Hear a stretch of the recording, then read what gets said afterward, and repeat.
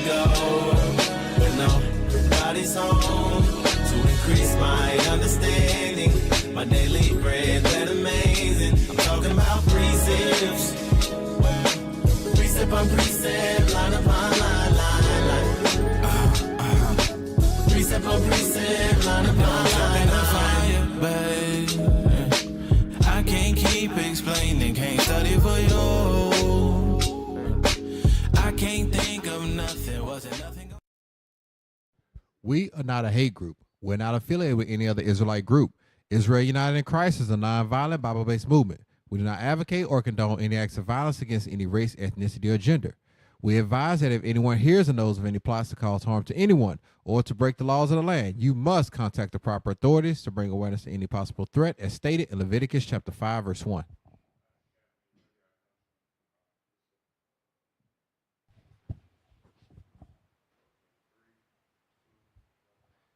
Hey, Shalom Israel, Most High in Christ bless.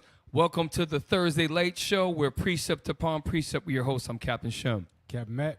Officer Yasa. Officer Micah. And with that, all praise to the Most High. Like we always do you can check out, Captain Matt can do with his finger real quick. If you look on the lower right-hand corner of your screen, we are trying to get land. We are trying to send the mighty bishops, deacons, captains, and officers around the world. So the Booster Club, with your help, that's how we get to these different countries and other places. So check it out. Donate to the Booster Club. And with that, we're going straight to Officer Micah and the news.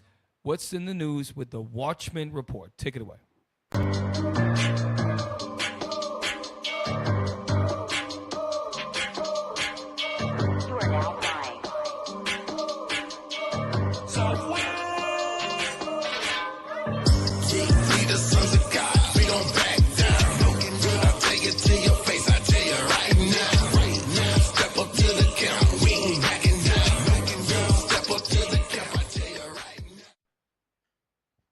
Hey, Shalom Israel, Most High in Christ bless. Good evening. Welcome to Precept on Precept. All right, we're going to get right into the articles. We got a great show lined up.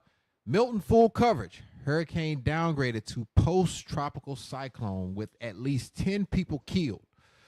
3 million left without power in its destructive path. So that storm tore up a lot of stuff, y'all. A lot of stuff. Make sure you keep my family in prayer down in that area, all right? Next article. At least 22 killed in airstrike in central Beirut, with Israel also firing on UN peacekeepers. That's right, y'all. They saying everybody can get it. They dumping on everybody. UN inquiry accuses Israel of crime of extermination. This was a good read right here. They got Joe Biden up there. I think he even called Netanyahu. Yeah, they had a conversation for about 30 minutes, but they bombing the hell out of all kind of people over there. Next article.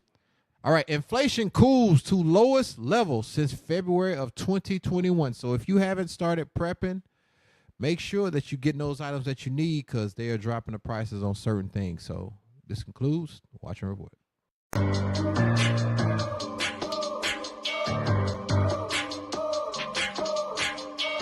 are now flying.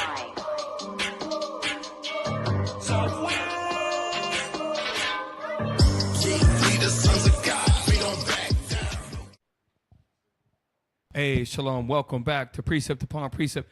We're going to show you the, what do they call, thumbnail for tonight's show, but then we're going to do a little something different. We're going to go into, we just coming out of the great high holy day feast of tabernacles. So right now, Officer Yasa, if you could, Mikhail created this for us and just break it down. So what we see in this thumbnail is, in the background, top left corner is the Iranian army. The top right corner is Hezbollah. The bottom left corner is Hamas, and the bottom right is the Houthis. The image is half Arab and half dragon, symbolizing the Arabs remembering their nature. It's an awesome thumbnail. All praise it. Check out AI, how they made the Arab, half of his face has scales on. You at home can see that. And, you know, he's got the dragon horn, and then he's got the traditional Arab garb on the left side or right side if you're looking at it. So And so those are the four forces. You've got the Houthis, the Hamas Houthis, the Hezbollah, and there's another one, and the Iranians. Okay, so all praise. And the Carmanians begin when you read in 2nd Ezra 15. This is basically a play on words, and that's exactly what's going on right now. So we're going to get to it tonight's show. But first, let's start with the Feast of Tabernacles. We just came out of the Feast of Tabernacles, and it was whoever wants to start talking about it, because I thought it was an absolutely great time. Whoever wanted to share what their experience. It was good because everybody was spread out. You know what I'm saying? Everybody was spread out. You had all of the different sections. Africa, from what I saw, they was getting it in. South America was getting it in. Everybody was in the spirit. It was definitely wonderful. And for those of y'all that's out there, and y'all not rehearsing the righteous acts, how are you going to fare if you make it out of this and you go to the wilderness? You're going to be the first ones murmuring and complaining. Oh, they ain't got water, and they don't have a tent. I got to make a whole booth out of palm leaves. How I'm going to do that? Come on now. Rehearse the righteous acts. Be in the wilderness. Be without electricity for a while. Be in the elements. Get bit by mosquitoes. You know what I'm saying? Suffer the cold nights. Do all of these different things to help build your spirit and your body up for what's to come. Right. Facts. What I enjoyed was the interaction, because when we're in the park, we're not in the park just Israel. We have a lot of the heathen in the park with us. And they always taking pictures, watching, and they come by your site every day. And, hi, how you doing, buddy, and all that. But what I really enjoyed was hearing them say that the Most High is standing you on your feet right before their eyes. They mentioned how well-behaved the children were. They mentioned how organized we were. They mentioned how they couldn't believe how we could get so many people on the same page, and you know, the peaceful situation that they saw. So that was so enjoyable to me. You know, every morning a different one come by there in their mobile homes and all that, and they would comment on how well that we performed before their very eyes. So that was, to me, was just super uplifting. Oh, I got to enjoy. It was an opportunity, a great honor. It was two men that they never caught any fish. They didn't know. They literally did not know how to fish. So it was I found it thoroughly enjoyable to actually show them the concept of fishing, and then actually visually watch those two men catch. I mean, granted, they weren't big fish, but to these brothers, they caught Leviathan. They thought they caught like a whale or something. Little fish about like that big, but they caught a fish. So now they understand the concept of it. Just to see that sheer joy in their eyes when they actually learn how to do something, apply what they learned, and they were successful in doing it. So that's I thoroughly enjoyed that experience. All praises. My favorite thing about Tabernacles, I got a chance to spend a couple opening days with the brothers and sisters in New Orleans and Baton Rouge. And what I appreciate is, and then I went to Arizona for a couple of days as well. The thing that I enjoy most, believe it or not, is sitting around the fire. When you sit around the fire, and there's something about when the brothers, we sit around the fire and we get to talk. Many of it is scriptures. Some of it is how do we strategize, how we can move our cities and our nation forward. And I got a chance to sit with Bishop Yawasop and spend some time with Bishop Kanai. And a conversation that I had with Bishop Yawasop was very uplifting, and about how we as men, we have to do our part to move the nation forward. It's not just about, okay, yes, you have your local office. Yes, you may be a head of security, head of kitchen. You might be a steward in a different office, but you have your part that you can help push the nation of Israel forward. And so you should always want to do more. And there's something that John F. Kennedy said that I remember hearing when I was a kid all the time. And the saying goes, ask not what your country can do for you, but what you can do for your country. And if you just take that, because it's a selfless statement, and if you say, ask not what Israel can do for me, but what can I do for my country, my nation, my Israelite nation. and we all have to strive. And one of the things that we can do is to make the ministry blameless.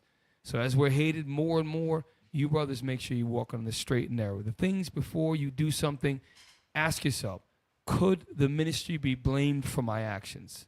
So I hope that we see that, because we have a big job to do, and we're doing some big things in IUIC. All right, big things. Hey, to add on to that, like Officer Michael was saying, I fished for the first time since I was 7.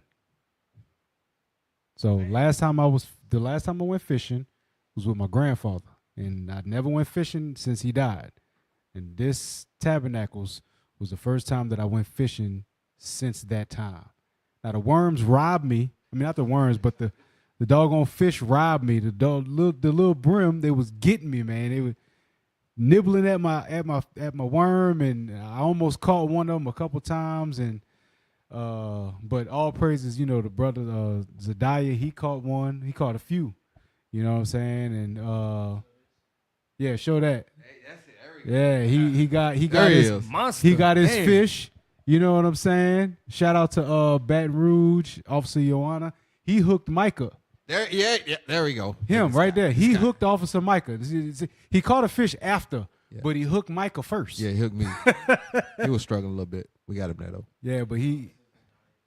See, that's like a piece of caviar, because that's a Redsman right there. That gentleman there is turn it back. So Redsman meaning, and I was letting him know that pretty much as I sat next to him for probably an hour straight. A Redsman meaning he is actually in the red. So we want to get brothers in the green. That's a solid brother, very good teacher, and just a good brother to be around. So, yeah, click through some fight. Hell yeah. There's Cap going over scriptures with the brothers. Ezra as well. The guy Ezra, he got a bunch of kids. He's tired. The brother with the blue things in his ear, he be tired a lot. He was on fire watch too. at Yeah, he night. was. He was on duty too. So, hey, and when we sit around, like Kat was saying, we sit around. We getting to know each other. We talking with one another, and we're getting interpersonal. You know what I'm saying? Brothers can express themselves. They can say things that they battle, and they can ask questions about scriptures. We can go over certain things. We can talk about how to build your finances, how to get your credit right, how to let go of grudges, how not to have an evil eye. Like all of these different things that plague us as a people, we talk about these things around the fire. And it's young men, it's old men, it's middle-aged men, it's teenagers, the up-and-coming prophets, you know what I mean? Those that are willing and able to come around for self-improvement and growth. That's what these circles are for. And our sisters do the same thing. And that was so impressive to me. Again, there was no one out there bucking up or anything like that. And all you would hear, which would be our logo on our shirt, was "I got that." Instead of "just do it." Every time you ask someone or you see someone, "I got it, I'm going to do it." So it just really, really overwhelming to have been out there. Again, this is year after year. You can see the Most High increasing his flock, and we all on the righteous page. We're all doing the same thing. And I just look at it, especially down here. The first tabernacles that I kept was in a place, I don't even want to say the name. Don't do it. We I'ma break traumatized. out. We are traumatized by this place for 2 reasons, Cap. 2 reasons. I heard about your mosquitoes down The there. the mosquitoes were so big, it's like they had landing lights. Damn. You know what I'm saying? Like they got fingers and stuff. Like you can feel them. Like the mosquito would you would feel pressure on your shoulder as they landed on you. And that and the doggone raccoons. So I'm gonna tell you a little story. So we're about to eat some food, we had s'mores that was about to get ready for the kids and stuff like that. So we had a bag of marshmallows and stuff like that on the table. So we're like, all right, y'all, let's face Jerusalem. Let's send up the prayers. So we're sending up the prayers. And as soon as we get done, everybody stop at the same time. And we look, and there's a little pile of marshmallows on the table, and there's a trail of marshmallows leading into the woods. Damn. While we were sending up prayers, the raccoons jumped on the table, opened the bag, and ran with it of marshmallows. The vegan marshmallows. Damn. The good ones. You know what I'm saying? If you ever experienced them raccoons, that's something else. They have no fear. We had the trailer with the coolers on them. They told Yeah, it. they opened up The your top. cooler. Yes, sir. Yes, sir. I was sitting next to y'all. I thought it was you. I look out the thing. It's a raccoon with his hand up, looking on the inside. Wow! But all praise. It was a good experience. Yeah, all praise. Hey, tabernacles. But we love Passover. We love Passover dedication. There's something about tabernacles that, like Captain said, it's more interpersonal. You open up, and also when we're in Arizona, sometimes brothers will get on the hot seat, and it's not because they're trying to be destroyed, but the Lord wants these brothers to be dealt with. And so we had Arizona was a great shout out to Deacon Yashua and the whole Arizona team. Phenomenal hospitality. It was a pleasure to be there, and I got to witness the race. Hey, Cap, who won the race, Cap? I got to be quiet. This Sabbath, they're going to bring it out. This Sabbath, y'all will check it out. But I got to witness the race between Deacon Yashua and Captain Abiel. So it was fun, all for charity and to raise money. But so excellent time, Tabernacles, Lord's will. We can continue to do so. And I'm hoping in New Orleans next year we have made some pretty strong assertions that we can make things happen. I hope that we can be men of our word and not depend on Esau anymore, man, if the Lord will, you know. So put that thumbnail back up real quick. I want to just look at the title. And this title is, if you've ever read, Officer Michael, can you get 2nd Ezra 15? The whole, the reason why this title is because of this scripture. And the Carmanians are the present day Iranians, okay, from Iran. The dragons are, and there are some Arabs in Iran, but the dragons are all of the Arabs in that entire Persian Gulf region, to include Saudi Arabia, Egypt, Yemen, okay, Oman, United Arab Emirates, so on and so forth, as well as Iran and Iraq. So, The book of 2nd Ezra, chapter 15 and verse 28. Behold, an horrible vision, and the appearance thereof from the east. From the east, they call it the Middle East. Actually, it's not. It is more of the east. The Middle East is something that Esau coined. Read on. Were the nations of the dragons of Arabia. Who are the nations of the dragons of Arabia? We just mentioned some of them. Yemen, Oman, Saudi Arabia, Iran, Iraq. Well, Iran is actually the Carmanians, but there are Arabs there. And Gaza and the West Bank, which is the Palestinian Arabs. Lebanon, Syria. There are many, many Arab countries or nations that are part of that. Read on. Shall come out with many chariots. Come on. And the multitude of them shall be carried as the wind upon earth. Right. Come on. That all they which hear them may fear and tremble. Right, because Esau does not fear them right now. But there's going to come a time when they're going to unite under the Carmanians or Iranians, and Esau is going to be shook.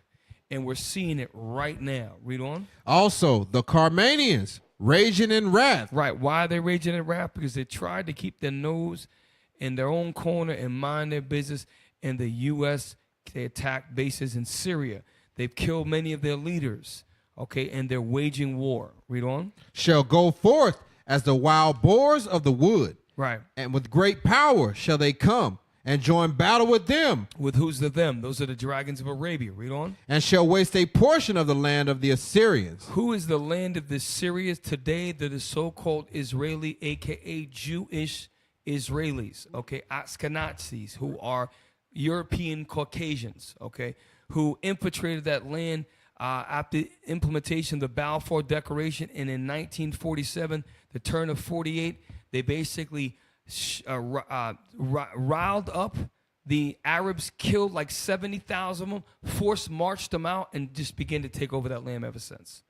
It is an occupied land, forced occupancy to the point where they're now the Arabs in Palestine literally live in open concentration camps, open prisons. That's what many of the white international communities have labeled it, not us. Read on. And then shall the dragons have the upper hand. Then shall the dragons have the upper hand. Right now, we are forging in the time when we may see that in our lifetime. So, without further ado, I put them in order.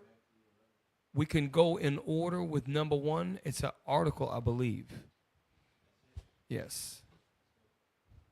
Exclusive. Stop Israel from bombing Iran's oil site. Gulf states urge U.S. So this is routers. Y'all should check. This is from, I think, yesterday. So basically what's going on is that when it says the Gulf states, just remember Gulf states means Arab states or Arab nations. These are the dragons of, when they say Gulf states, this is not talking about the white men in Israel. These are Arabs. Huh? Okay. You got a map? These are the Arabs. That's a good map. So if we could just point to the different nations. And it's the Gulf states. Look, you got the Gulf of Aden, Gulf of Oman, Persian Gulf, and all of those are on those Gulf. All of them. So all of those, that's where the princes of Ishmael dwell. And that is also includes Egypt, because Egypt is predominantly Arabs of this today. You've got Lebanon, Syria, and also later on today, Turkey has many hundreds, if not millions, of Islamic citizens. Even though they are Turkish, they still consider themselves part of the Islamic greater community. So Turkey's up north. So let's continue to read that. And Gulf states are lobbying Washington to stop Israel from attacking Iran's oil site because they are concerned their own oil facilities could come under fire from Tehran's proxies. so let's just look up Iran, a map, and Tehran. Tehran, a lot of people sleep on Iran. It is a very, very prosperous country, believe it or not. It's very hard terrain-wise to infiltrate the country, and that should be the capital, Tehran. I can't see it. Okay, do me a favor. Pan out just a little bit. Excellent job. The reason why this is important, because when you look at the position of Iran, right? Can you scroll out a little bit? I want to show you that it is. Okay. Well, anyways, what I want to show the difference between the distance between Iran to Russia, because it's pretty much a straight shot north or maybe northeast. Yeah, there it is.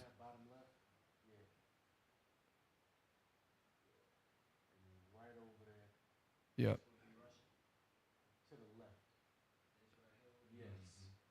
So, yeah. Matter of fact, do me a favor. Get me a map. I asked for Western Russia or Southern Russia. Because Tehran, you're going to hear a lot about Tehran. You're going to hear that everywhere in the news. Tehran and Iran are nothing to play with. And I'm going to show you why. So, yes, sir. I'm trying to get. Okay. See where Kazakhstan is? I want to see. All right. I want to see that right below Kazakhstan should be Turkmenistan in one of those stands. Because there's a way. Iran pretty much is. See where it says the green part of Russia? If you pretty much go straight down and you're going to hit a couple, I think it's the Baltics, not the Baltic Sea, the Caspian Sea, straight down through Kazakhstan, you can get into Iran. I really want to do a map of Asia.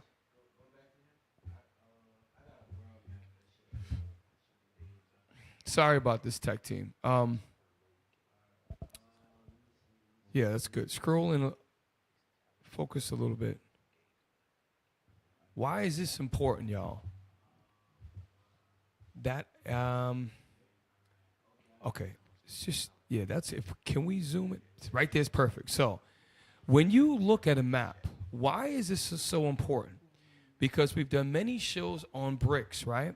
And BRICS we know is Brazil, Russia, India, China, and South Africa, and also the other multiple nations. Iran is, if you look at Iran and you go directly north, you almost go right to Moscow. So it is literally a landlocked, they can get there through train, they can use planes, and they can definitely even get there through motor vehicle convoys if they had to. The point is that Russia is allies with Iran, and that's going to be very important as we go into the rest of the show. So just remember that. And go back to the article, please.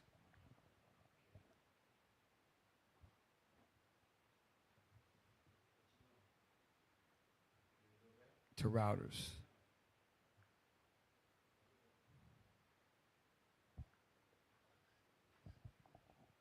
Bear with us, y'all. We Proxies, if the conflict escalates, 3 Gulf sources told Reuters. As part of their attempts to avoid being caught in the crossfire, Gulf states, including Saudi Arabia, the United... Stop. Why is that so important? Why does Saudi Arabia take such a neutral position through this whole affair? Well, remember, there was the petrodollar. And that every dollar that had to go through the U.S. and the U.S. made those Saudi kings extremely, extremely rich. Okay? And now what you're going to find is Iran is going to give Saudi Arabia a little bit of a warning, a friendly warning. Read on. The United Arab Emirates and Qatar are also refusing to let Israel fly over their airspace for any attack on Iran and have conveyed this to Washington. The 3 sources close to government circles said. So go back to the map of the Middle East, please, or the Persian Gulf.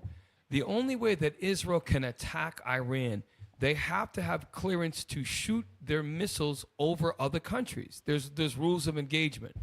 When you look at, there we go. So Israel would have to literally shoot over Jordan, parts of Syria, all of Iraq to get to Iran. And now what Iran's doing is saying, look, if you're going to allow Israel to shoot over them, then any American bases that are in Iraq, Syria, any other places, we're going to shoot them down. Because they have, what we're going to find later on, they have a hypersonic missiles that can go almost 5,000 miles an hour.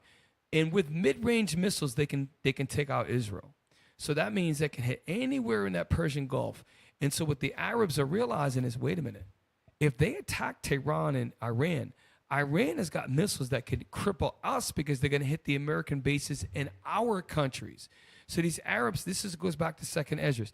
They realize at the end of the day, none of them like Israel. None of them. And they're realizing that, you know what? It's not worth $1 and taking bribes and taking gifts and letting our brothers die by the tens of thousands. So this is what you're seeing. This happened this week, y'all. This week. Go back to that. And please, brothers, at any time, you jump in. Obviously, also Michael, Captain Matt, please read on. Israel has promised Iran will pay for its missile attack last week, while Tehran has said any retaliation would be met with vast destruction, raising fears of a wider war in the region that could suck in the United States. Right. Whoa, whoa. Yes, sir. Bring it Whoa, up. whoa, whoa. Hey, can we get that? The fact is, Go ahead. the United States is already in that battle. Facts. That's facts.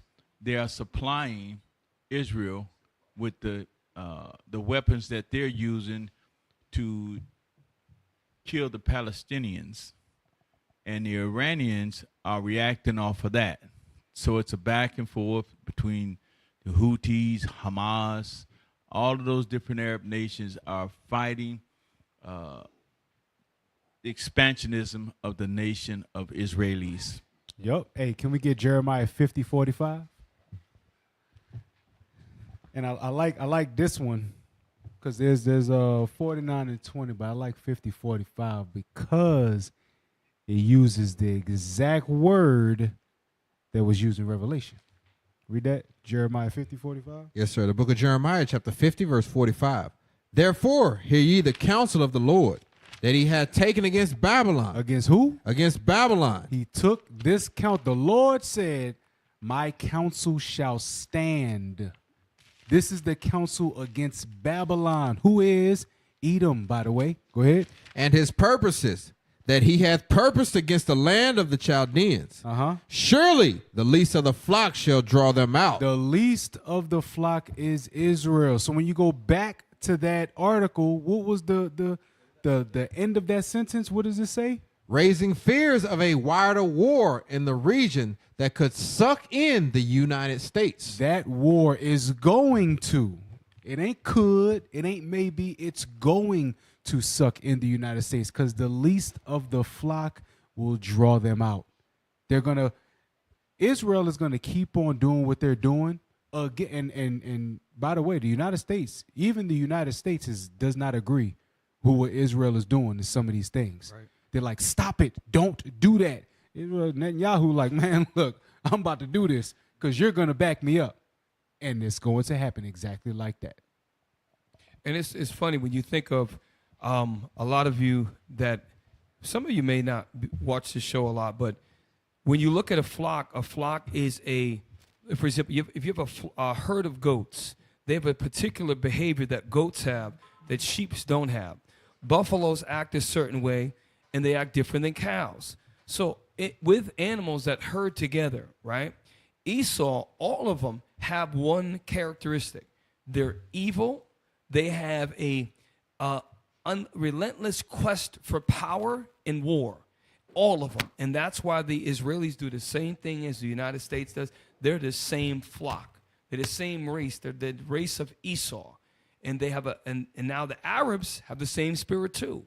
That's why they believe in jihad. I'm going to get to that next. Great scripture though, that least of the flock. That's heavy. Let's go to the next number 2. We may come back to the article because that's a long article. I didn't really have to. Go back to number 2.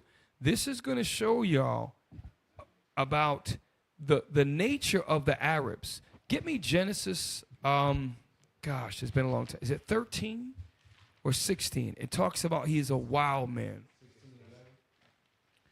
So the video we're about to watch, I think that y'all going to see this spirit on the men that are in the video. Y'all will check it out, tonight's content. On number 2. We're going to hit the scripture and then we'll do the video. Yes, Get the video in the queue, please. The book of Genesis, chapter 16, verse 11. And the angel of the Lord said unto her, Behold, thou art with child, and shall bear a son, and shall call his name Ishmael. So when you read the history, you realize that although Hagar was cast out, the child was still ultimately given a blessing. Why? And that shows you that, listen, it's prophecy. Ishmael has a role in the Bible. From the beginning all the way to the end, Ishmael plays a very big role. He's not the chosen one, but his part in the Bible is absolutely crucial. Read on. Because the Lord hath heard thy affliction, and he will be a wild man. He's going to be what? He will be a wild man. Read on. His hand will be against every man. And if you look at Arabs across the world, when they move to Australia, when they move to Europe and England, they always have a problem. They're against all the nations. And to the point where some of them are against their own brothers. But, read on. And every man's hand against him. And he Yes. shall dwell in the presence of all his brethren. And that's where they're at. They're in the Middle East. If you look at them, the vast majority, there's some in England and Japan. They're just scattered all over. They have different sections of Arabs. But the bulk majority of Arabs all live in the greater Persian Gulf, Middle East area. So this is how prophetically we know that this is talking about the Arabs or the sons and the princes of Ishmael. So remember what we read. Now watch this video. This is going on. And if you think that this is not talking about Ishmael, watch. Play that.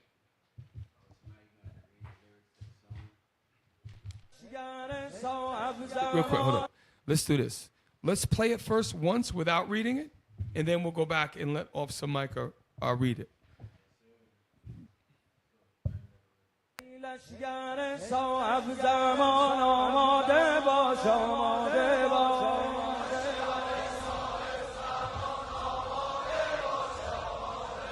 بهر نبردی بی امان آماده باش آماده باش لشگر صاحب بهر نبردی بی امان آماده باش آماده باش. Real quick, I want you to see that these are all men, and they're all men, and they have uniform on, and they're all. One guy is singing. They're all together in the same spirit. Their arms are flailing forward, and he's talking about. He's Micah said it just now. It's a war song.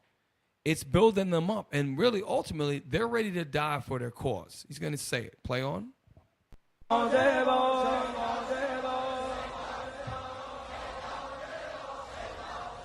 یار سفر کرده اگر که ز تو دوری حس می کنم نگاه که نزدیک ظهوری ای نور که کعبه شده دلتنگ از آنت مردان جهادن همه منتظر. Pause. Do me a favor. Look up jihad. Because this is how, sometimes as men we get depressed, right? I get depressed sometimes. You got bills to pay. You got pressures of all the things in your life. You got to ask for permission to live in your house. You got to ask permission to drive your truck. You got to ask permission to get buried at a certain place. We are literally servants here. But when I hear stuff like this, it lets me know that the Bible is true, because these are the Ishmaelites, and they're riling up right now against the least of the flock. The prophetic times are now. So yeah, you're going to be depressed, whatever. We got to shake it off. We have to keep pushing this truth forward. Read jihad. Jihad, a struggle or fight against the enemies of Islam. Who are the enemies of Islam? Is it the Sudanese Africans? They're not beefing with them. The enemies of what did it say? I'm sorry.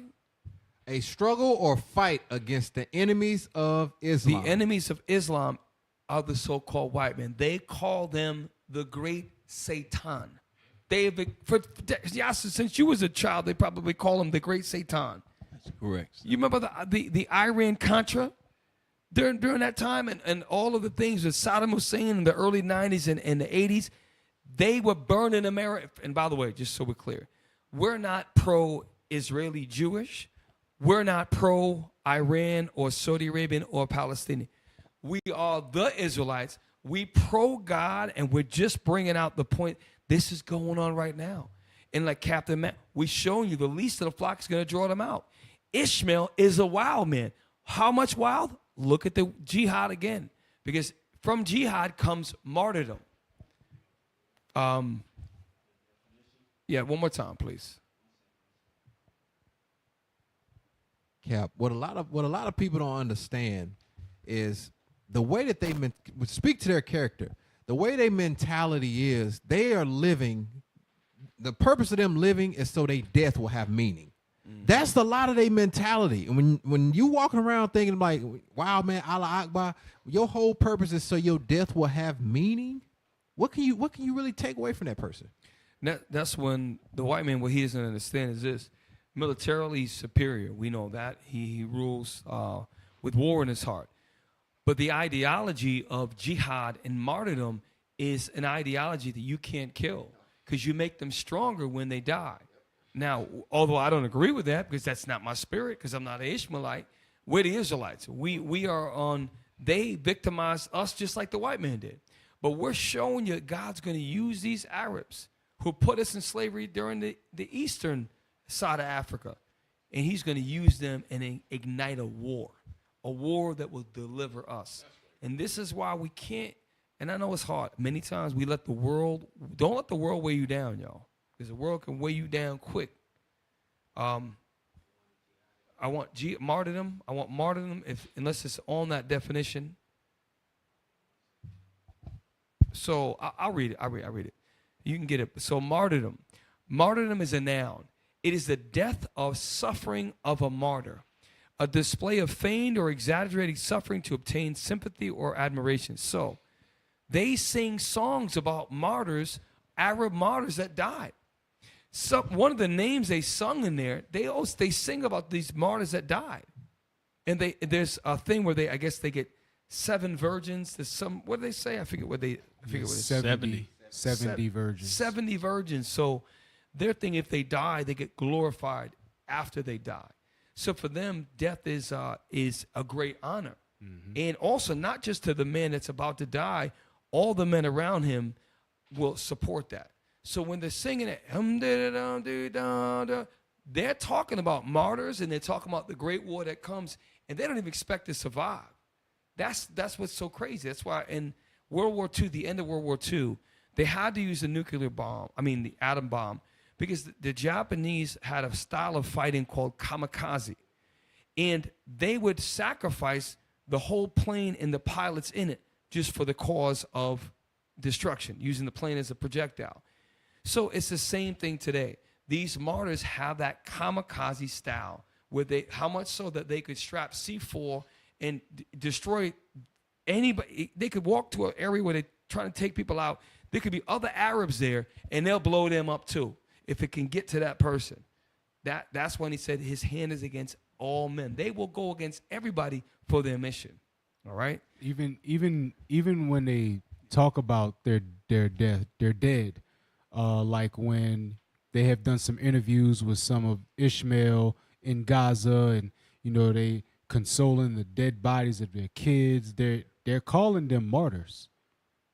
That's what they're calling them. They're saying, yeah, he was martyred. He was martyred. He was martyred. They're not looking at it as, oh, they was murdered, they was killed. Nah. Like Officer Micah said, their death has meaning. It's difficult to kill somebody whose goal is to die and think that you're going to stop them. Like you're going to keep them going. Their goal is to die. That's their end all be all goal, is to die for the name of Allah. And that's not going to work if you kill them. Like their cause is not going to be ruined. That's why when we read last time, the strategic silence, they're not afraid to lose a few people in order to gain the bigger goal. Hey, pull up jihad again. I'm going to speed up a little bit. We've got a lot to go over. Pull up jihad, and also I'm going to link that to martyrdom one more time.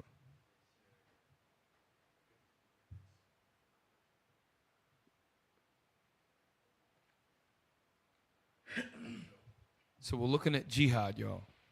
Jihad, a struggle or fight against the enemies of Islam. The spiritual struggle within oneself against sin. So the enemies of Islam. Now, martyrdom, when you look at the definition of martyrdom, it goes into about the death, but also about it says the death or suffering of a martyr. So what happens is in Gaza, there's over 42 or 43,000 deaths, but there's over 93,000 severe injuries. So those are, you get a leg blown off, or your head blown off, your arm, you lose an arm. Those are considered a form of martyr as well, because the rest of their life has changed, and they're going to focus on the rest of their life. Jihad, the enemies of Islam, and they're raising up an ideology that's not going to die, and there's nothing they can do about it. So, was that it on that video? No, sir. We got a minute left. Do you want to read the? No, we'll just they can read it at home. Just let it play out, please. این لشگر عشق که پر همت و عزمت اشاق همه یک به یک آماده رزمت در معرکه سنگی بگویید به صهیون. It shows you who the specific enemy is. It's the Zionists. The Zionists, remember Theodore Herzl? He had the idea, he was an atheist, by the way. He had the idea for Zionism, which is the we did shows on the repatriation of the so-called Jewish man to go back in the land that he says it was his, but we know that it's not his. We know that they were many of them were from the Caucasus Mountains of Georgia, Russia. They're Ashkenazi Jews, or however Yuri says it, Ashkenazi Jews, so-called Jews. They implanted themselves in 1948. The Zionists are the so-called white men, the white Jewish Israeli. That's who they're singing about. All this love song, all that, that's about the destruction of the so-called Jewish man that is in Israel. So all of that they're talking about, that unity is martyrdom, jihad, the enemies of Islam. And this is why it goes back to it's not just the Arabs. It is the Arabs primarily. It is also the Carmanians, who are the Iranians, and the Turkish Islamic. They're all Islam.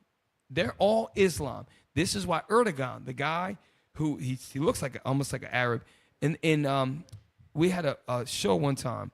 The whole city of Constantinople, or is it, what's it called now? Istanbul. There were hundreds and thousands of people in a huge courtyard. They showed a drone that got the footage, and they were all talking about free, like Gaza, vive, live Gaza, live Gaza. We showed another about a year and a half ago, an Egyptian stadium. They were playing football, and the whole stadium, tens of thousands, if not 100,000 people, all talking about free Gaza. That was in Egypt. All these Arabs of Islamic origin and different races of Islamic, they're all working together, and they'll all have jihad, the enemies of Islam. It's not just the enemies of the Arabs, it's the enemies of Islam. And that's where Israel's going to lose this thing. Go to the next one. I know we're going to break soon. It's hard to convince somebody to believe they're getting 72 virgins when they die to not do what they're going to do. Right. You know what I'm saying? You're going to get riches, fame, your life has meaning, and to top it all off, you get 72 virgins. I don't know about that one, Cap. So I could take the riches and the fame. Them 72 virgins might be a little much. You're going to be in the heavenly body. You know what I'm telling you? That's what they believe that. So we're going to go to something. If you got kids at home, we're about to show some stuff that is, they give a warning.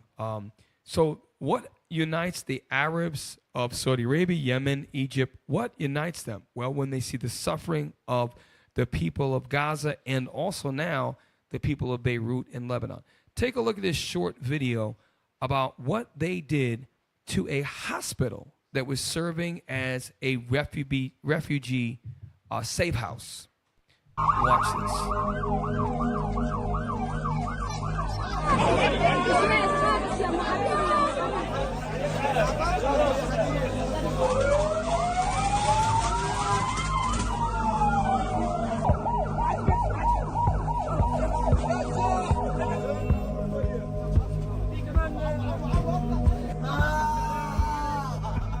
Paul, as it said, body parts were missing, and it's making it hard to identify individuals. So we showed about 6 months ago, we showed an image, so I think it was a TikTok video, where a father was taking pieces of the child's arms and skull and putting it together like Legos to try to, and now we get to see that. So the point is, if we can see that, you don't think all of these sons of Ishmael is looking at it like, what is they doing? Okay, so they went and they attacked the wall, and now you killed 42,000, and most of them women.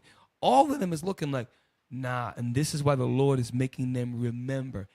Remember, you're Ishmael. You are brothers.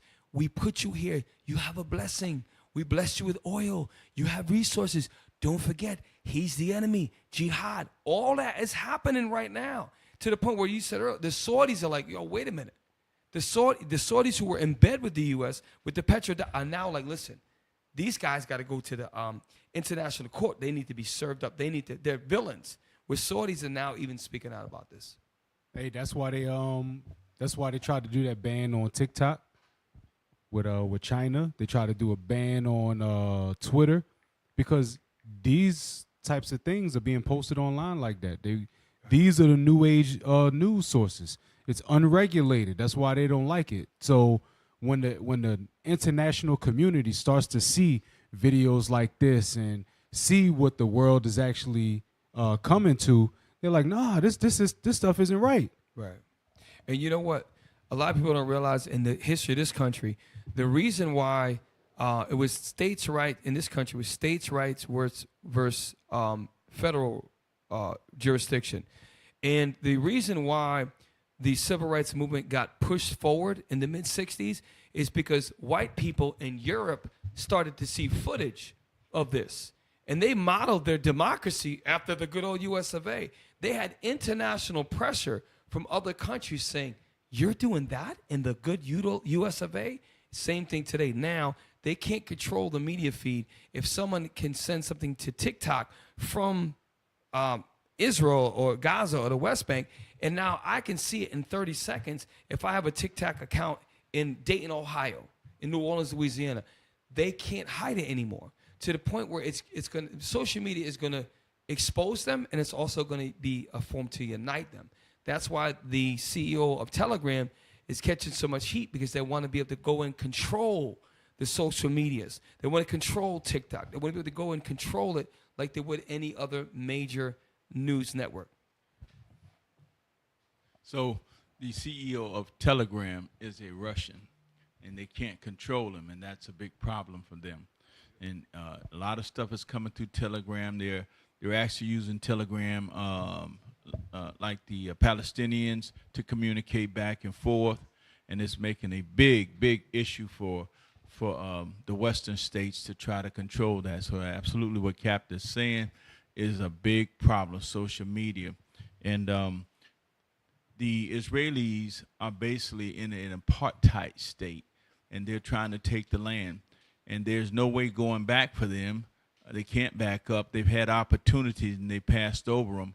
And so the Arab nations know what they're up to now. They're trying to take that land, and after they get that land, they'll move on to the next one. They'll never stop. So eventually the Iranians are going to get fed up with them. They're going to remember themselves. And if history shows that the Iranian or the Arabs have been almost undefeatable. So to Siasa's point, Cap, if I may, I posted can y'all get that? Just a short image. Our people are visual. To Siasa's point, said they're going to remember their nature. Go right to 226. I don't want to waste time. And just this is what they're going to do. When they go like, hold on. They're going to remember their nature. Now, watch this guy right here. Just watch what this guy does.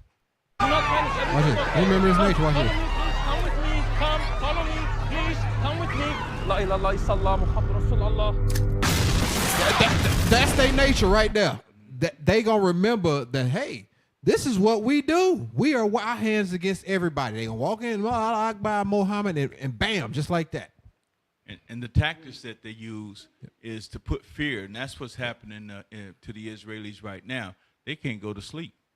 They can't sleep. They're not letting them sleep. Daily, they're bombing them. Just sometimes it's drones, sometimes it's hypersonic missiles, and they're using tactics to put stress on them, as well as they actually are taking care of a lot of them, killing them. Hey, check this out.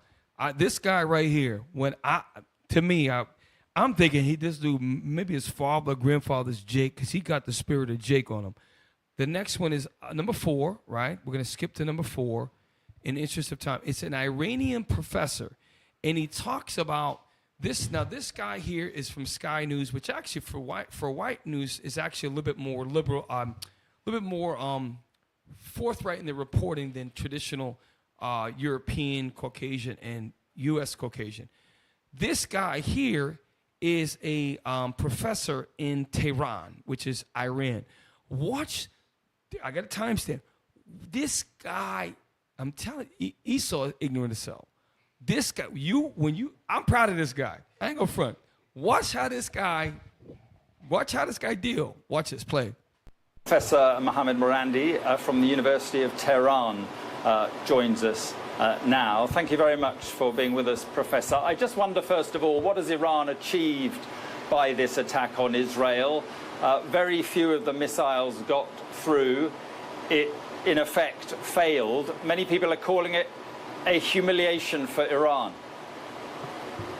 I think that's a lot of wishful thinking on behalf of you and your colleagues at Sky News. It was a massive blow to the Israeli regime. And the history of this conflict doesn't go back to last year. It is 76 years of ethno-supremacism, ethnic cleansing, and this is a racist regime that you I just gotta support. do the math. When he says 76 years, if you subtract 2024 from 76, it's 1948. So he's like, this goes back way, and this showing you, this guy's an Iranian professor, and he's talking about the occupancy of the Israelis on the Arabs in Palestine, showing you just because he's from Iran, he knows all the history of the Arabs. He might be an Arab himself, I'm not sure, but this guy understands, and they all understand that the Israelis, the least of the flock, they were implanted there. They're not supposed to be there. They know it was never their land. All of the Arabs know that. All of them. Play. This conflict doesn't go back to last year. It is 76 years of ethno-supremacism, ethnic cleansing, and this is a racist regime that you support. What the problem is that you cannot recognize that the difference between you and us is that you support racism and racial hierarchy, and we reject it. And the Israeli... Hey, that's that. And it's so true because Esau will never see your point of view. They're not going to see eye to eye with you. That's why people, you got to stop. Let's just come to the table and talk it out.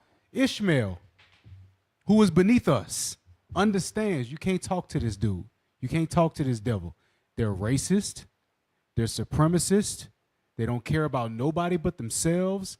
They will kill themselves to kill you. And at this point in time, that's why he said, yeah, it's wishful thinking on your part. The Edomite said that it was a failed attempt. None of those things went through. Come on now. They know that's a lie. They know that's a lie, but they want to put the persona out there. Well, we're still untouchable. Nah, they're going to show you how touchable you are. Later on in the show, y'all stick around. We're going to show you that professors, military analysts are just saying the same thing Cap just said. They're in a lot of trouble. They're in, like Yasser said earlier, they are on edge and they are afraid. And we're going to prove it tonight. We're going to prove it tonight without a shadow of a doubt. We're going to let the white man tell you. Play. If they dare strike back at Iran, we will hit them much harder next time. We will beat them into submission. Well, but they will strike back, won't they? No sovereign country can put up with having 180 ballistic missiles fired at them. So they will hit back. They will hit hard. And they could well... He's about to correct them because they're making it seem like Iran attacked Israel. No. Iran and their parts of their empire in Syria and other parts, they were attacked first. They were striking back from the attack that was put upon them. He's about to correct this particular gentleman. Play. Hit your nuclear facilities, your oil production installations. They could cause Iran serious damage. Listen, instead of the rhetoric, be real, because you're misleading your own people. Iran has countless underground missile sites with hundreds of thousands of missiles across the country. They were made after the U.S. invasion of Iraq and Afghanistan to deal with a potential war with the United States. So this puny regime, it is not a state, it is a colony. It is a racist, ethno-supremacist. Stop right there. So the gentleman said that Israel was a sovereign country, but he's refuting that now. He's saying that they're no country just because they say they're a country. These people invaded them. And earlier it said that this was a retaliation from Iran. It's always a retaliation, though they try to frame it up as the Israelis are under oppression and being attacked and all of these things. You know, there's 6 million Jews and all of that. So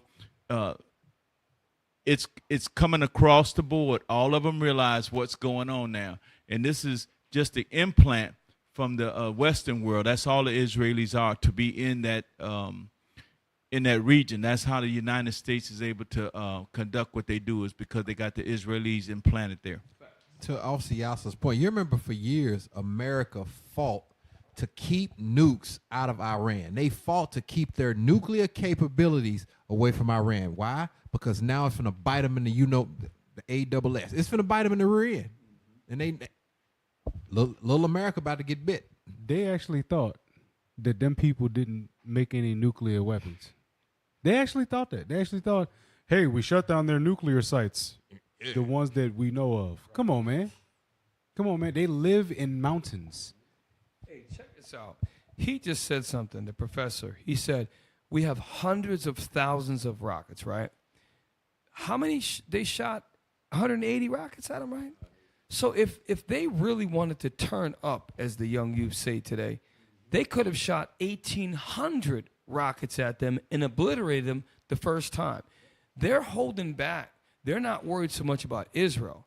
They're holding back. When America comes, they coming back. And guess what? They got a big brother who's the same flock as Israel, named Russia. And Russia is supplying them with weapons, technology, all of that. China, too. I would argue that too. Hey, look. There was a song Issa wrote. He said, it went like this. It goes, it's the end of the world and you know it, because it's the end of the world. Esau sings about it. That was in the 90s. I think Nirvana, one of them weirdos. The end of the world. This is the end of the world, and we know it. We know it. Hey, and they know it too, Cap, because Yes. at Tabernacle, when they were coming by saying, how do you do? Each one of them had a flag on his cap. They wear those flags on their cap. And they would say, yeah, times are bad. World War III is coming. They know it's their time up. That's a fact, brother. That's a fact. We're gonna play this out. I got a timestamp before we go to break. This guy he really wants to cuss this guy out, but he's doing in a very, he's still keeping diplomacy. He's still keeping tact, but he's getting them. Play on. Colony, which the people call themselves the chosen people. Unlike you, we do not believe in chosen people. And the Palestinian people on that land who've been displaced and pushed into Gaza and who've been slaughtered regularly over 76 years, we will not stand for that. All people in the whole of Palestine must be equal. The Israeli regime, if they strike Iran, we will hit them much harder next time. And they can pretend that they got away, but we hit them very hard last night. We hit their bases.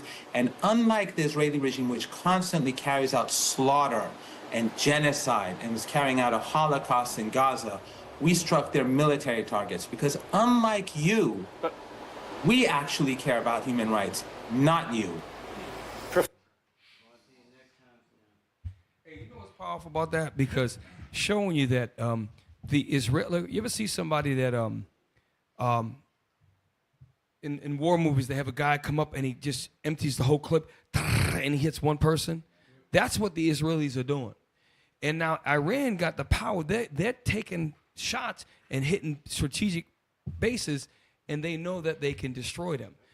What they're smart is if they do a full on-scale attack, and then the U.S. will be drawn out, they'll give away their hand. So they're being very strategic, and they're also, like right now, there's an article that I was trying to get to our tech guy, our guy Scott Ritter.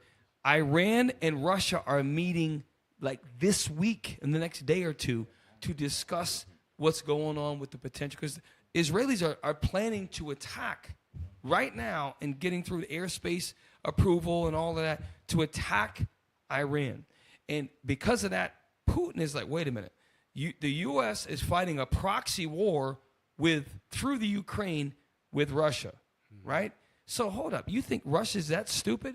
Remember when Putin went around and he made alliances with North Korea and he went all around Europe and Asia, they went to Vietnam? You don't think he thought to go to Iran? You don't think they're in BRICS. You don't think that they're not going to learn each other? They're setting up right now. They're arming them with Russian-style missiles, just like the U.S.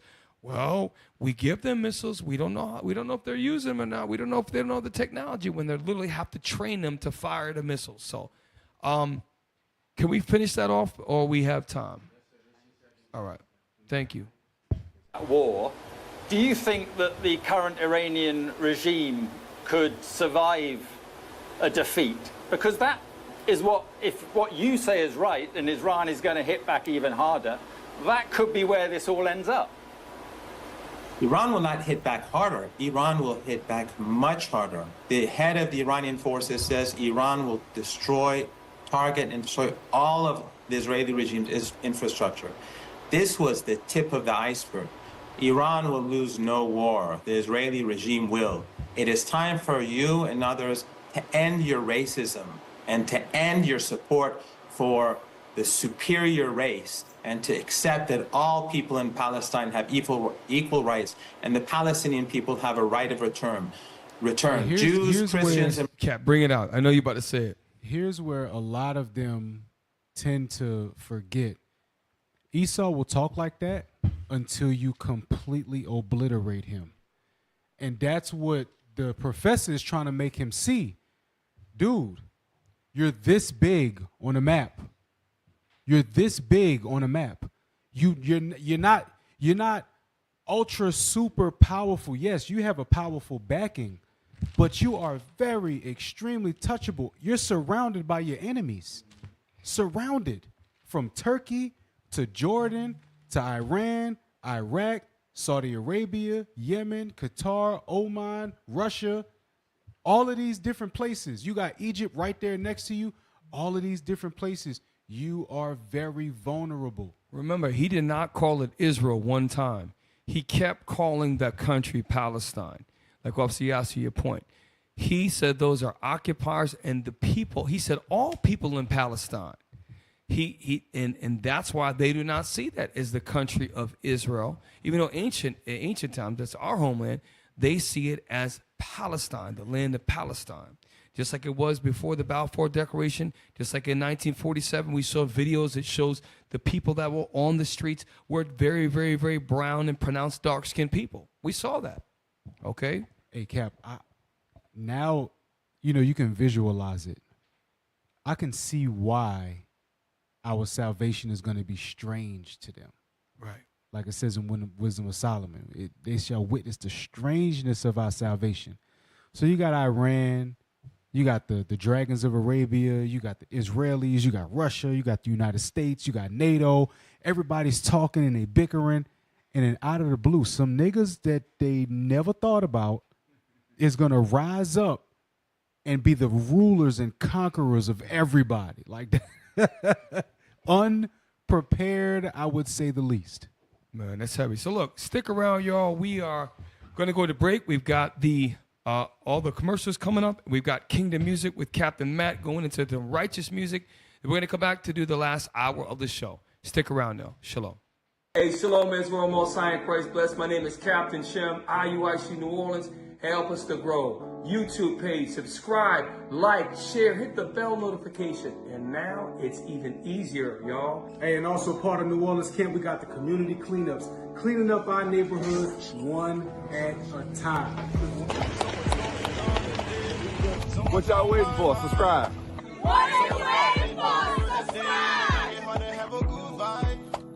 There's so much wrong going on in the world, but somehow we keep it all smile. Subscribe and follow us on all social media accounts. We got TikTok, we got Twitter, we got Rumble, and YouTube. Make sure y'all follow IUIC New Orleans. Shalom.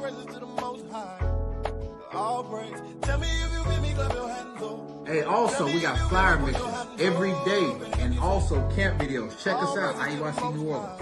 So remember, go to our YouTube page, subscribe, like, share, and don't forget the QR code. When the QR code comes out, don't forget to take your phone out. 5, 4, 3, 2, 1. Why isn't it done? Shalom, Israel.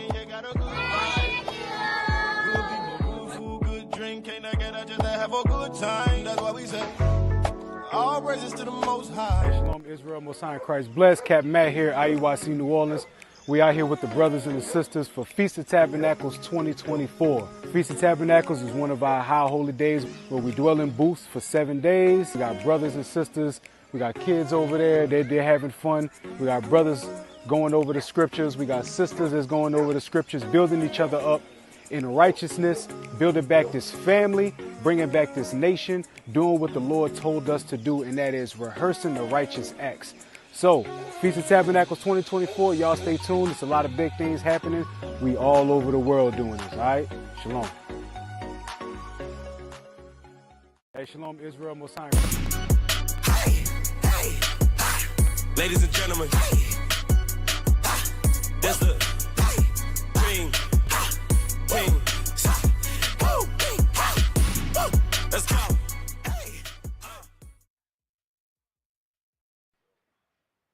Hey, shalom, Israel, Most High in Christ. Bless. Welcome to another edition of Kingdom Music, where we give you the latest music in Israel. All right, now this next one is coming from Solomon the Jew.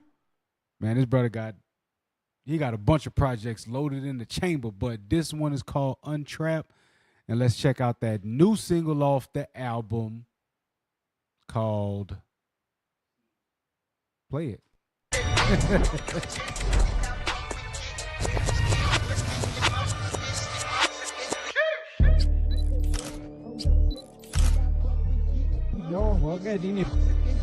Crazy. Yeah.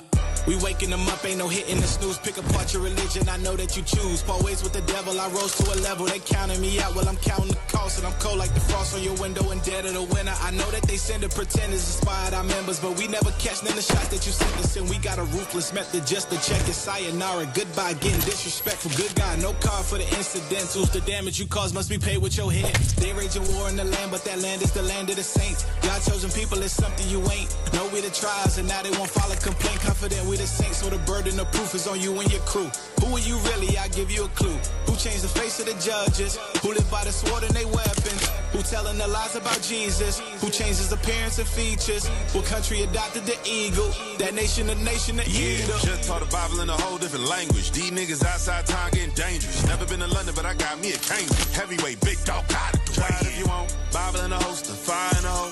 Look at the stroke, 500 though. You not the real guys like I didn't know. Not surprised if you lie, surprised if you don't. K's-Off, reject, we net. You stuck, we bless, we are.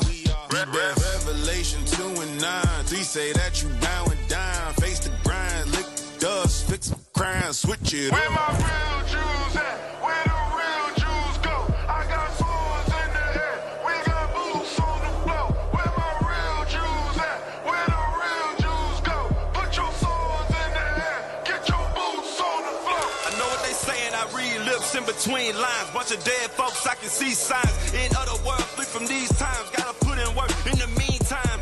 ADL, they can get it. APAC, in fact, they can quit it. Slavery, I never will forget it. And with my God, you'll never be acquitted. I know it's offensive, that's why I said it.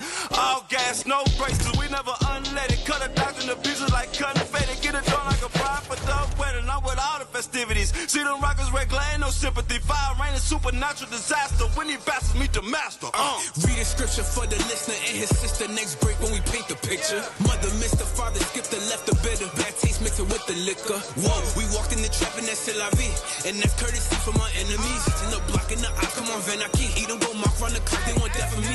But we do what we supposed to. Put in the work while you sit on the sofa. Precepts is colder than no for the colder. Student the Christ, I just pray for diploma. We taking over, as it is written, I thought that we told you. Out in the country, then back up the coaster. Look at the signs, it's already over. Preach to the blind on behalf of Jehovah. They want to detain us locked up, man, they want to stain us. Locked down, man, they want to famous. I've gone somewhere more than heinous. Not long till it's more than dangerous, I know. Ain't it a tragedy? My bishop shoot from the hip with 100% of the accuracy. Why they be mad at me? We taking over and busy awaiting and waiting the second return of his majesty. Ugh. That's that sour face music. Ugh. When you know the music's so good when you get ugly, when you listen to it, that's that good music. But go check out Solomon the Jew's album, bro. Trust me, you ain't gonna be disappointed. All right, brother done leveled up. I can admit that he leveled up. You know what I'm saying? But there's a lot of music in Israel. Go to originalroyalty.com for all the latest. All right, shalom. Ladies and gentlemen, there's the king.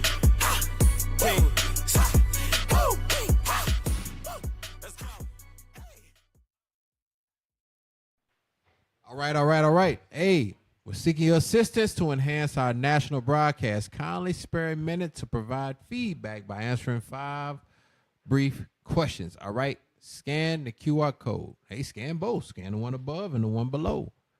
Scan the codes. Let's start scanning. Let us know what we need to do to improve. Make sure you scan those QR codes, all right?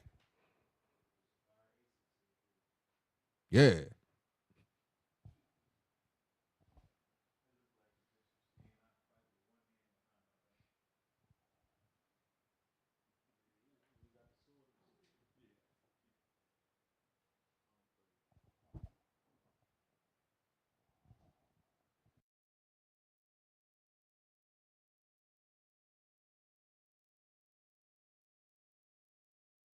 Let's go.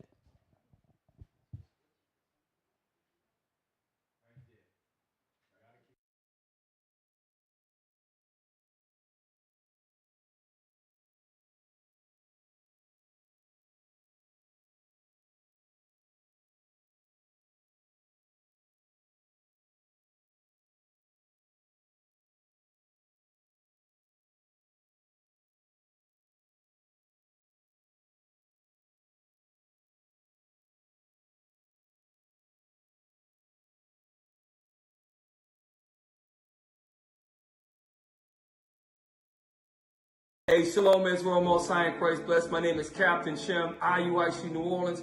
Help us to grow. YouTube page, subscribe, like, share, hit the bell notification. And now it's even easier, y'all. Hey, and also part of New Orleans camp, we got the community cleanups, cleaning up our neighborhood one at a time. What y'all waiting for? Subscribe. What are you waiting for? Subscribe! So much wrong going on in the world, but somehow we keep it all smile. Subscribe and follow us on all social media accounts. We got TikTok, we got Twitter, we got Rumble, and YouTube. Make sure y'all follow IUIC New Orleans. Shalom.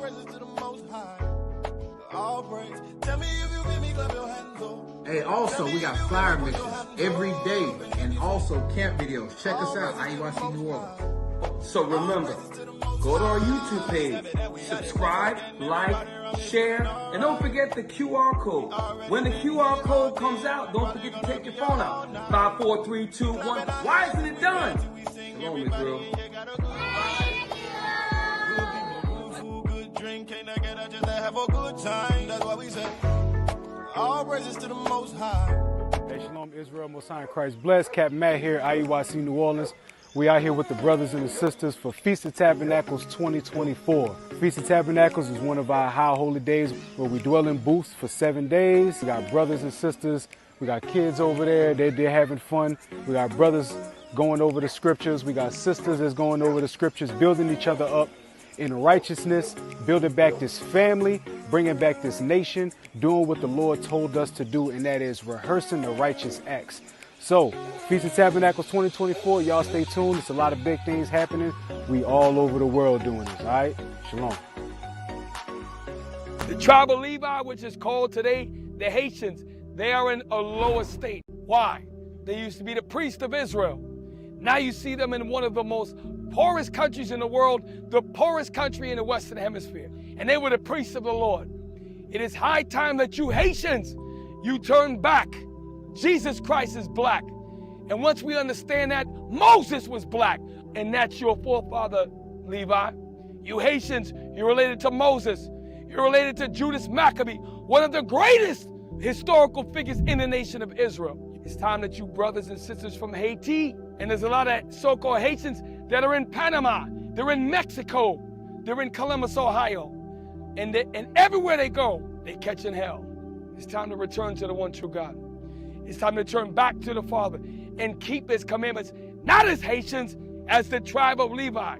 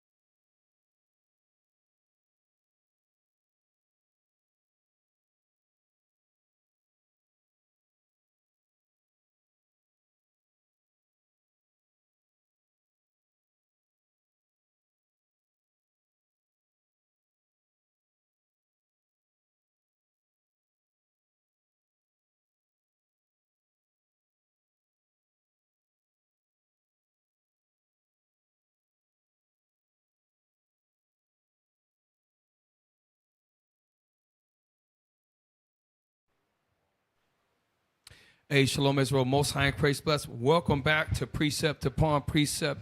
In the morning, share the show. We know it's late. A lot of y'all go to bed. Share the show. Put up the thumbnail real quick. I want to show everybody. So the Carmanians begin to rage. Carmanians, a.k.a. the Iranians, while the dragons, a.k.a. dragons of Arabia, the Arabian or the Arab nations, shake their amnesia, meaning they're beginning to remember. When you got amnesia, you kind of forget things. They're beginning to remember. So, number 5 is an article about the United Nations inquiry. UN inquiry accuses Israel of crime of extermination in Gaza.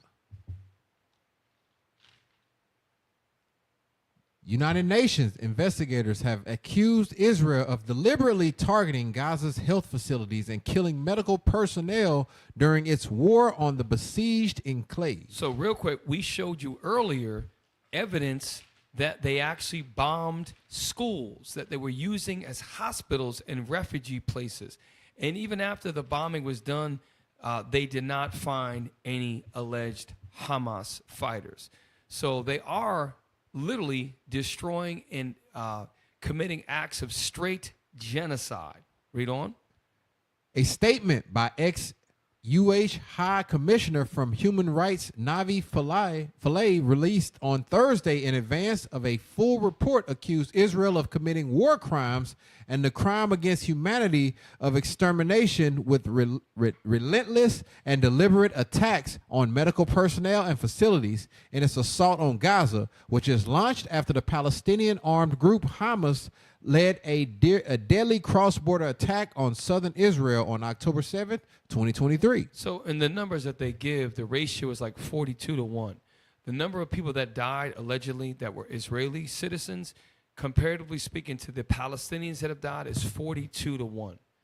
And many of those casualties or murders, as we should say, are women and children, almost 2/3, you know.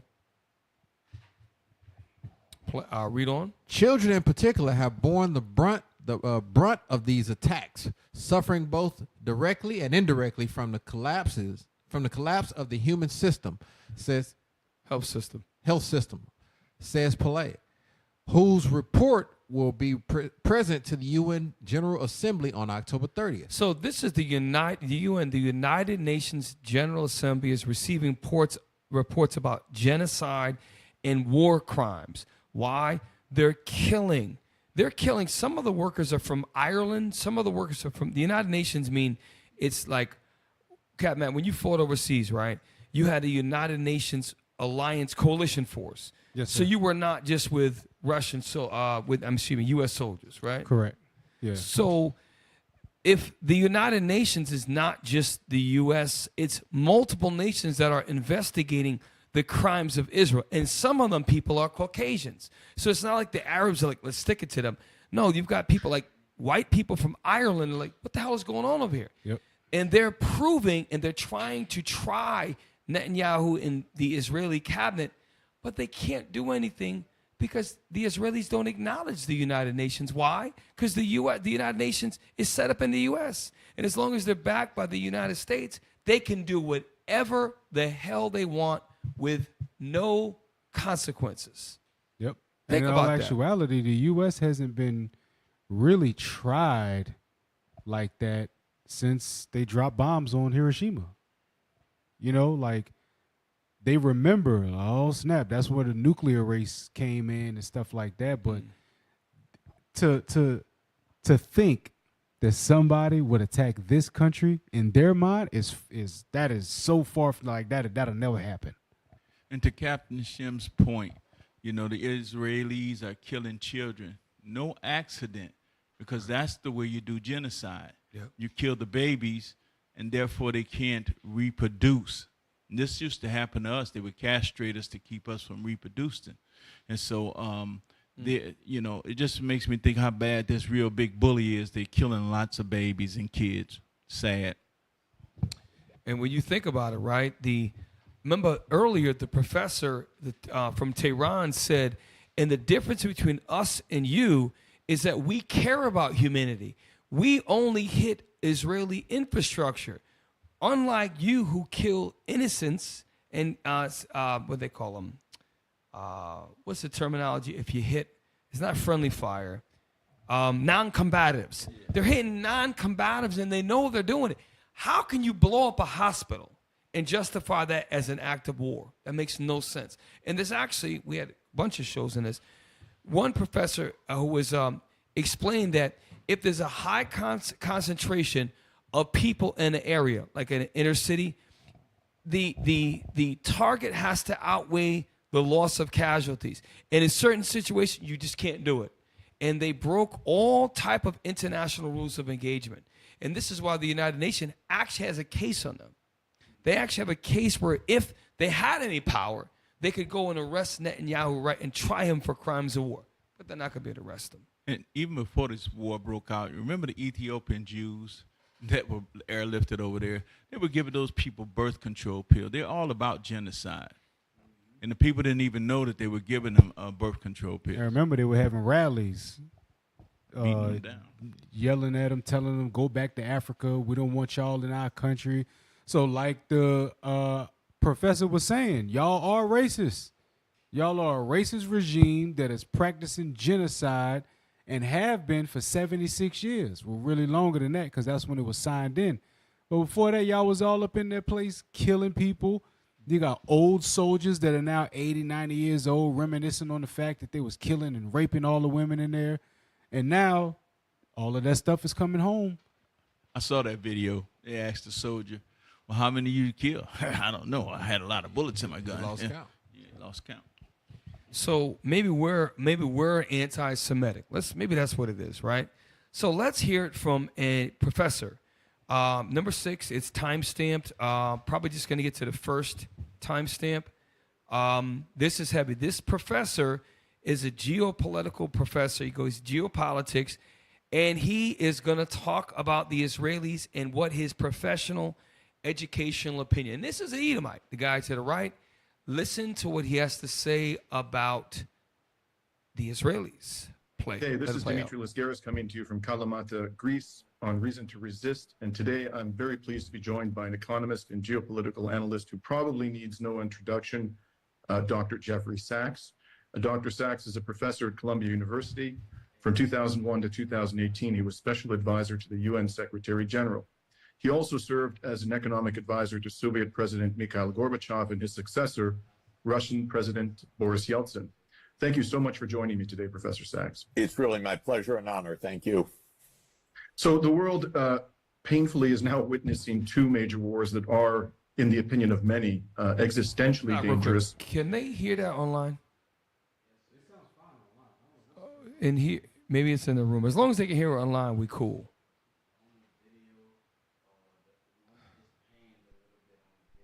Okay. All right. Well, online, as long as y'all can hear it, we're just going to let it play out, y'all, and just listen to the points he makes about the state of Israel since the war started, October 7, 2023, or genocide started. And this is a Columbia professor, an economist. Watch what he says about, and this is the other thing, even a guy like him, because he disagrees with the Israelis and their acts of genocide, they will even label him anti-Semitic, even though he's just looking at it from a very objective, educational perspective. Play. We're going to let it all the way out. Thank you. So the world painfully is now witnessing 2 major wars that are, in the opinion of many, existentially dangerous.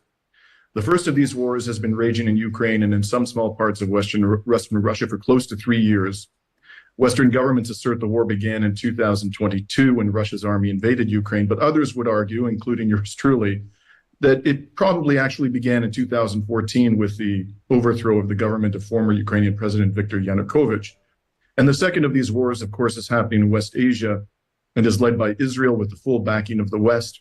That war appears to be at a tipping point into a full-blown regional war with potentially catastrophic consequences for the region and beyond.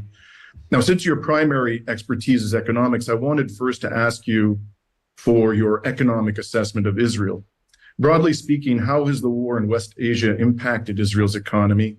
What is its current condition today? And do you believe that Israel has the capacity to sustain a multi-front war for much longer? Thank you. First, Israel cannot sustain this war for even a day without full U.S. backing, both militarily and financially. So this is, to a large extent, a U.S. war. When Netanyahu says at the podium of the United Nations that the long arm of Israel extends across the Middle East, he's talking about the U.S. Air Force and the U.S. military.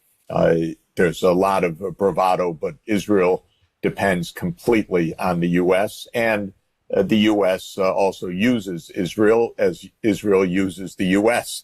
In these wars.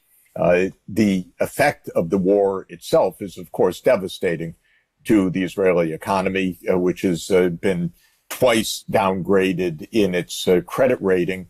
Now it's at the level just barely investment grade. It will be further downgraded. What that means in the ranking of Israel as a so-called white country, it's losing its economic credibility internationally. Despite the tens of billions of dollars of annual military and civil budgeting, they are losing credit rating and they are losing credibility as a credit, their credit status, which is in Esau's world is big time. Note that. So they may seem like they're doing all this great stuff. The citizens are scared. The economy is imploding. And this is a white professor who's an economist, a doctor, saying this. Why can't he report objectively? This is what you're not going to hear in the mainstream news. They want us to believe that Israel is strong. No, they can get breached at any time. The Iron Dome does not work against hypersonic missiles, and their credit rating has dropped multiple levels to the point where they're not even considered almost credit worthy at this point. And the turmoil inside of the white Israeli country, many of them so-called Jewish people want Netanyahu out because they know that their time is short and their time is up. That's why a lot of them from the north and from the north near Lebanon, they're never going to be able to go back to their homes. And so Esau always make it look like somebody think you said it, Cap, until the very end, until they get beat, they'll never admit defeat until the very end. That's like, they got people that, they talk stuff to you and then you fight them. And then even when they lose, they still talk stuff. That's Esau. Yeah. That's Esau. Unless they are completely done, gone. Think about it. The scriptures say Esau's going to get destroyed. And then after 1,000 years, they still going to try to fight back. Damn. You know what I'm saying? They got to be absolutely obliterated in order to admit defeat. You understand? Right. Do me a favor. Get Obadiah in the same spirit. Get Obadiah, right? Because the house of Esau, they got to all be destroyed. And that's prophetic. That is prophetic. Obadiah, I think it's the last 3 verses. Let me hear it. I don't have it open right now. This is something about saviors. Last 2 verses. Start with Obadiah, verse 20. And the captivity of the host of the children of Israel shall possess that of the Canaanites, even unto Zaphareth. And the captivity of Jerusalem, which is in Sepharad, shall possess the city of the south. Right. So we're gonna Canaanites, all of them. But read on. And the saviors shall come up on Mount Zion. And that's who we are, the saviors. We are the prophets. We are the sons of God coming back, rising up, taking our true and rightful place. Read. To judge the mount of Esau. And the kingdom shall be the Lord's. Right. We're going to judge the mount of Esau, meaning they're going to be destroyed in the end. I thought there was a part that said every one of them. Yes, read that part. Verse 18. And the house of Jacob shall be a fire, and the house of Joseph a flame. That's right. And the house of Esau. That shows you in the last days, these so-called Mexican and the black men are going to join hand in hand. The so-called Dominican is going to join hand in hand with the Haitian. We're going to rise together. Read on. For stubble, and they shall kindle in them, and devour them, and there shall be and there shall not be any remaining of the house of Esau. So that's why, like Captain Matt said, You can beat them in a war, and they're just going to make an excuse, or they just deflect. God says He's going to make sure that every one of them are destroyed, and that's Bible. That's biblical. So we're dealing with an enemy that is relentless. Okay, go back to that. We're almost done, guys. By the credit rating agencies, this will be a major blow to the normal economic functioning. The military costs are enormous. The damage, the dislocation, the costs to the labor supply, which is now in the Army rather than in the offices and in the direct production in the economy, is also an enormous cost.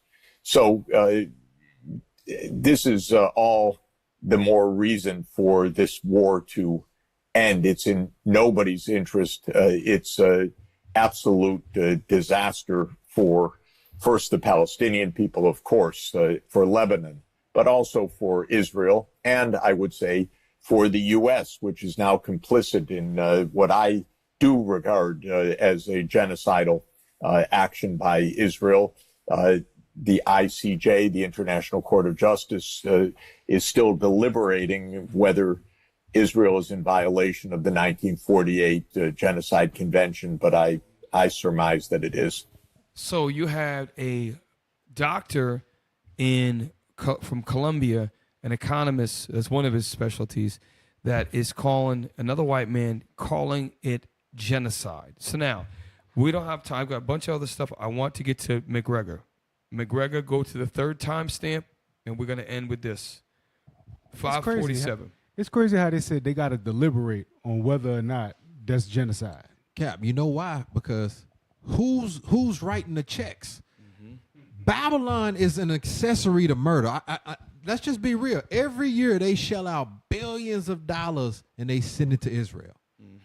So Israel don't survive unless they getting financed by Big Brother over here. Big Brother is writing the checks. They sending the missiles. Right. They fighting this war. And this is the danger of it, is even with their Iron Dome, we've got proof, and we're about to go in right now, Iran can touch them at any time. And to the point where if Iran and them are actually united, like they're showing signs of, how do we know they don't got underground missile silos in Yemen, in Oman, in Qatar as well? How do you really know that? We don't know that. 547 to 8, the third timestamp. This is McGregor. This is Colonel Douglas McGregor, Army Colonel, warfare expert, and very much we use him as a resource because he's one Edomite that don't give a damn what the other Edomites think. He just tells it like it is. He's still the devil, the Bible speaks of, but he is giving us some good information. Play. Going on in Iran besides air and missile defense. There's been the arrival of large numbers of very lethal weaponry from Russia itself, including large numbers of hypersonic missiles of various ranges, both medium-range ballistic missiles and short-range ballistic missiles. There aren't any theater ballistic missiles in Iran, at least as far as we can tell, and they don't need those to reach Israel. A medium-range ballistic missile is more than enough to travel the 1,100-plus miles to reach Israel. Are these the ones that cannot be intercepted? Hypersonic? I'm sorry, can you say again? Sure. Are these the projectiles that cannot be intercepted? Hypersonic? Yeah, absolutely. These are coming in at anywhere from 4,500 to 6,000 miles per hour. We don't pause. Anybody want to jump on that, Officer Mike, Officer Yas? I mean, what he just said is beyond belief. Cap, I remember the first time I heard. When I was in Esau's military, our general was losing his mind about this. He was going off on all his staff like, "Did anybody do the reading? None of you did the homework." He's like, "Russia has these." And at the time, I was like, okay, I didn't understand what he was going into it for. But when I went and looked into it, I said, oh, yo, this is a game changer. Air defense can't track these. You know when you'll see them? When you're being blown up. That's when it's hitting you in the face. And, oh, dang, that's a hypersonic. They can't track them. Hey, let's put it in perspective, right?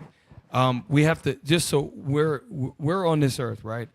The fastest I've ever gone in a car was 160 miles an hour. one of those guys that grew up with, he had a souped up Trans Am, and it was so fast that it got to, he could beat me. I wanted to fight this guy because he wouldn't stop the car. I'm like, I really thought I was going to die. It was so fast, 160 miles an hour. Can you imagine going 500 miles an hour in a car?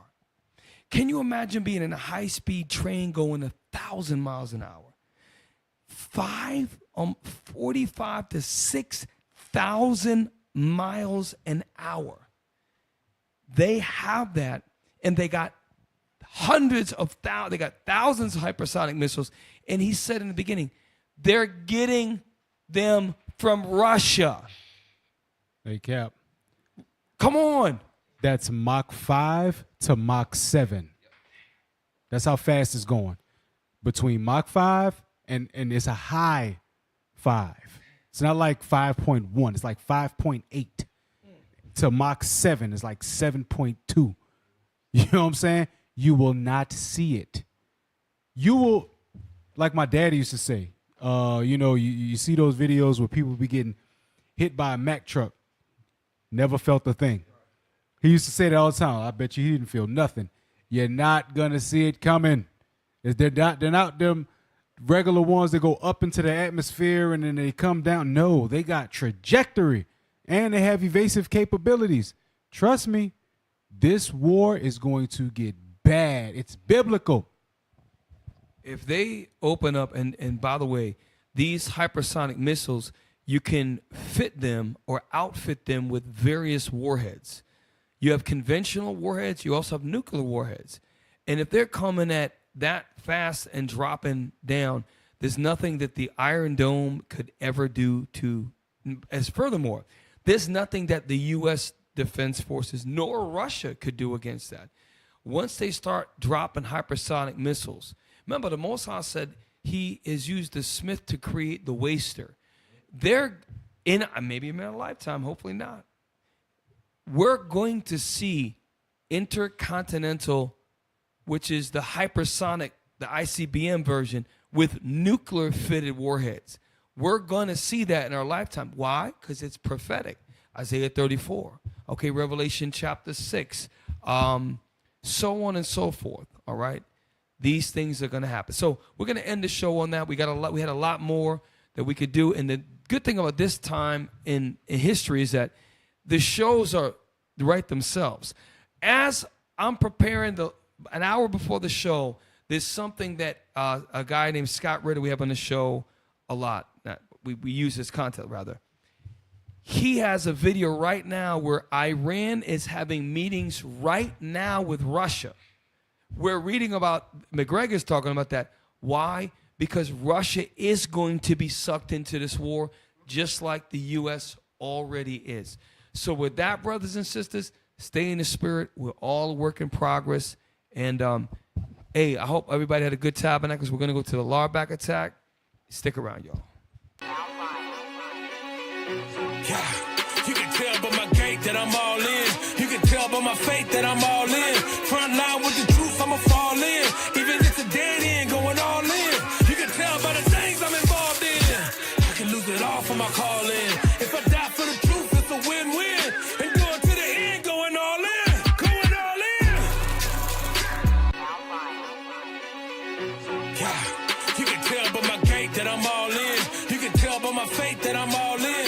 Front line with the truth, I'ma fall in. Even if it's a dead end, going all in. You can tell by the things I'm involved in. I can lose it all for my calling. If I die for the truth, it's a win-win. And going to the end, going all in. Going all in. Yeah, you can tell by my gait that I'm all in. You can tell by my faith that I'm all in. Front line with the truth, I'ma fall in. Even if it's a dead end, going all in. You can tell by the things I'm involved in. I can lose it all for my calling. If I die for the truth, it's a win-win. And going to the end, going all in. Going all in. Yeah, you can tell by my gait that Hey, Shalom, Israel, Most High in Christ bless. Yes, we're tired. It's a late show. But we're going to keep trucking on. Larback attack. People say, why do you have it called the Larback attack? the notion came from the idea that we have to make in Israel being fat, overweight, and obese, it is going to be a household term that you don't want to be a part of. You're going to disassociate yourself with the name lardback. And eventually, like Bishop Yawasa always points out to us in Proverbs, okay, without vision, the people perish. The vision is that everybody, all the ranked men, we're all going to be in the green, which is about 26% body fat or lower, which is reasonable. All of us are going to get there. That's the vision. And it'll be a time when all the new men of valor men coming through, they're all going to graduate with proper body fat percent, which means good health. So keep that in mind, the vision. Play the first one, timestamp. You want to lose weight. You want to lose fat. Let's be very clear on our semantics. So real quick, I'm sorry. This is Joe Rogan. Joe Rogan clip. This is a guy. I watched his videos. He's a pretty sharp guy. He's an absolute expert on fixing your hormones. And what he's going to go into is, it's not about losing weight because muscle weighs more than fat. It's about losing fat and keeping it off. He talks about metabolic health. And when I'm done, he uses a lot of big words, and you'll be like, what the hell is he talking about? But I'm going to summarize it at the end because what he's saying is heavy. Read. Play. Relevant.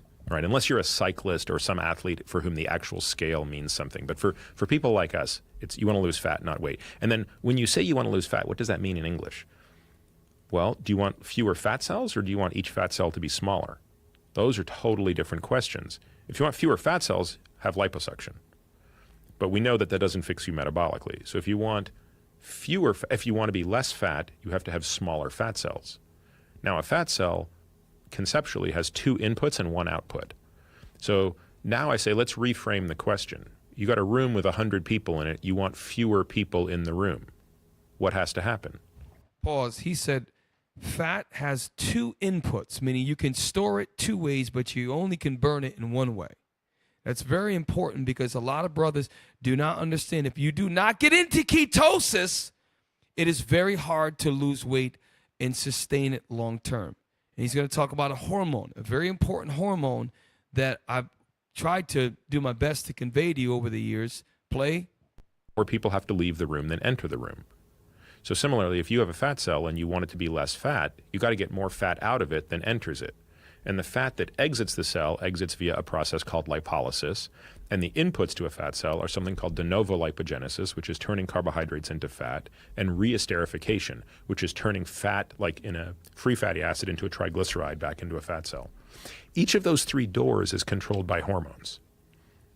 And so the purpose of nutrition or fasting or exercise or drugs or hormones or all these things is to manipulate those hormones in the direction of what I call negative fat flux, or what would be referred to in the literature as fat balance, negative fat balance.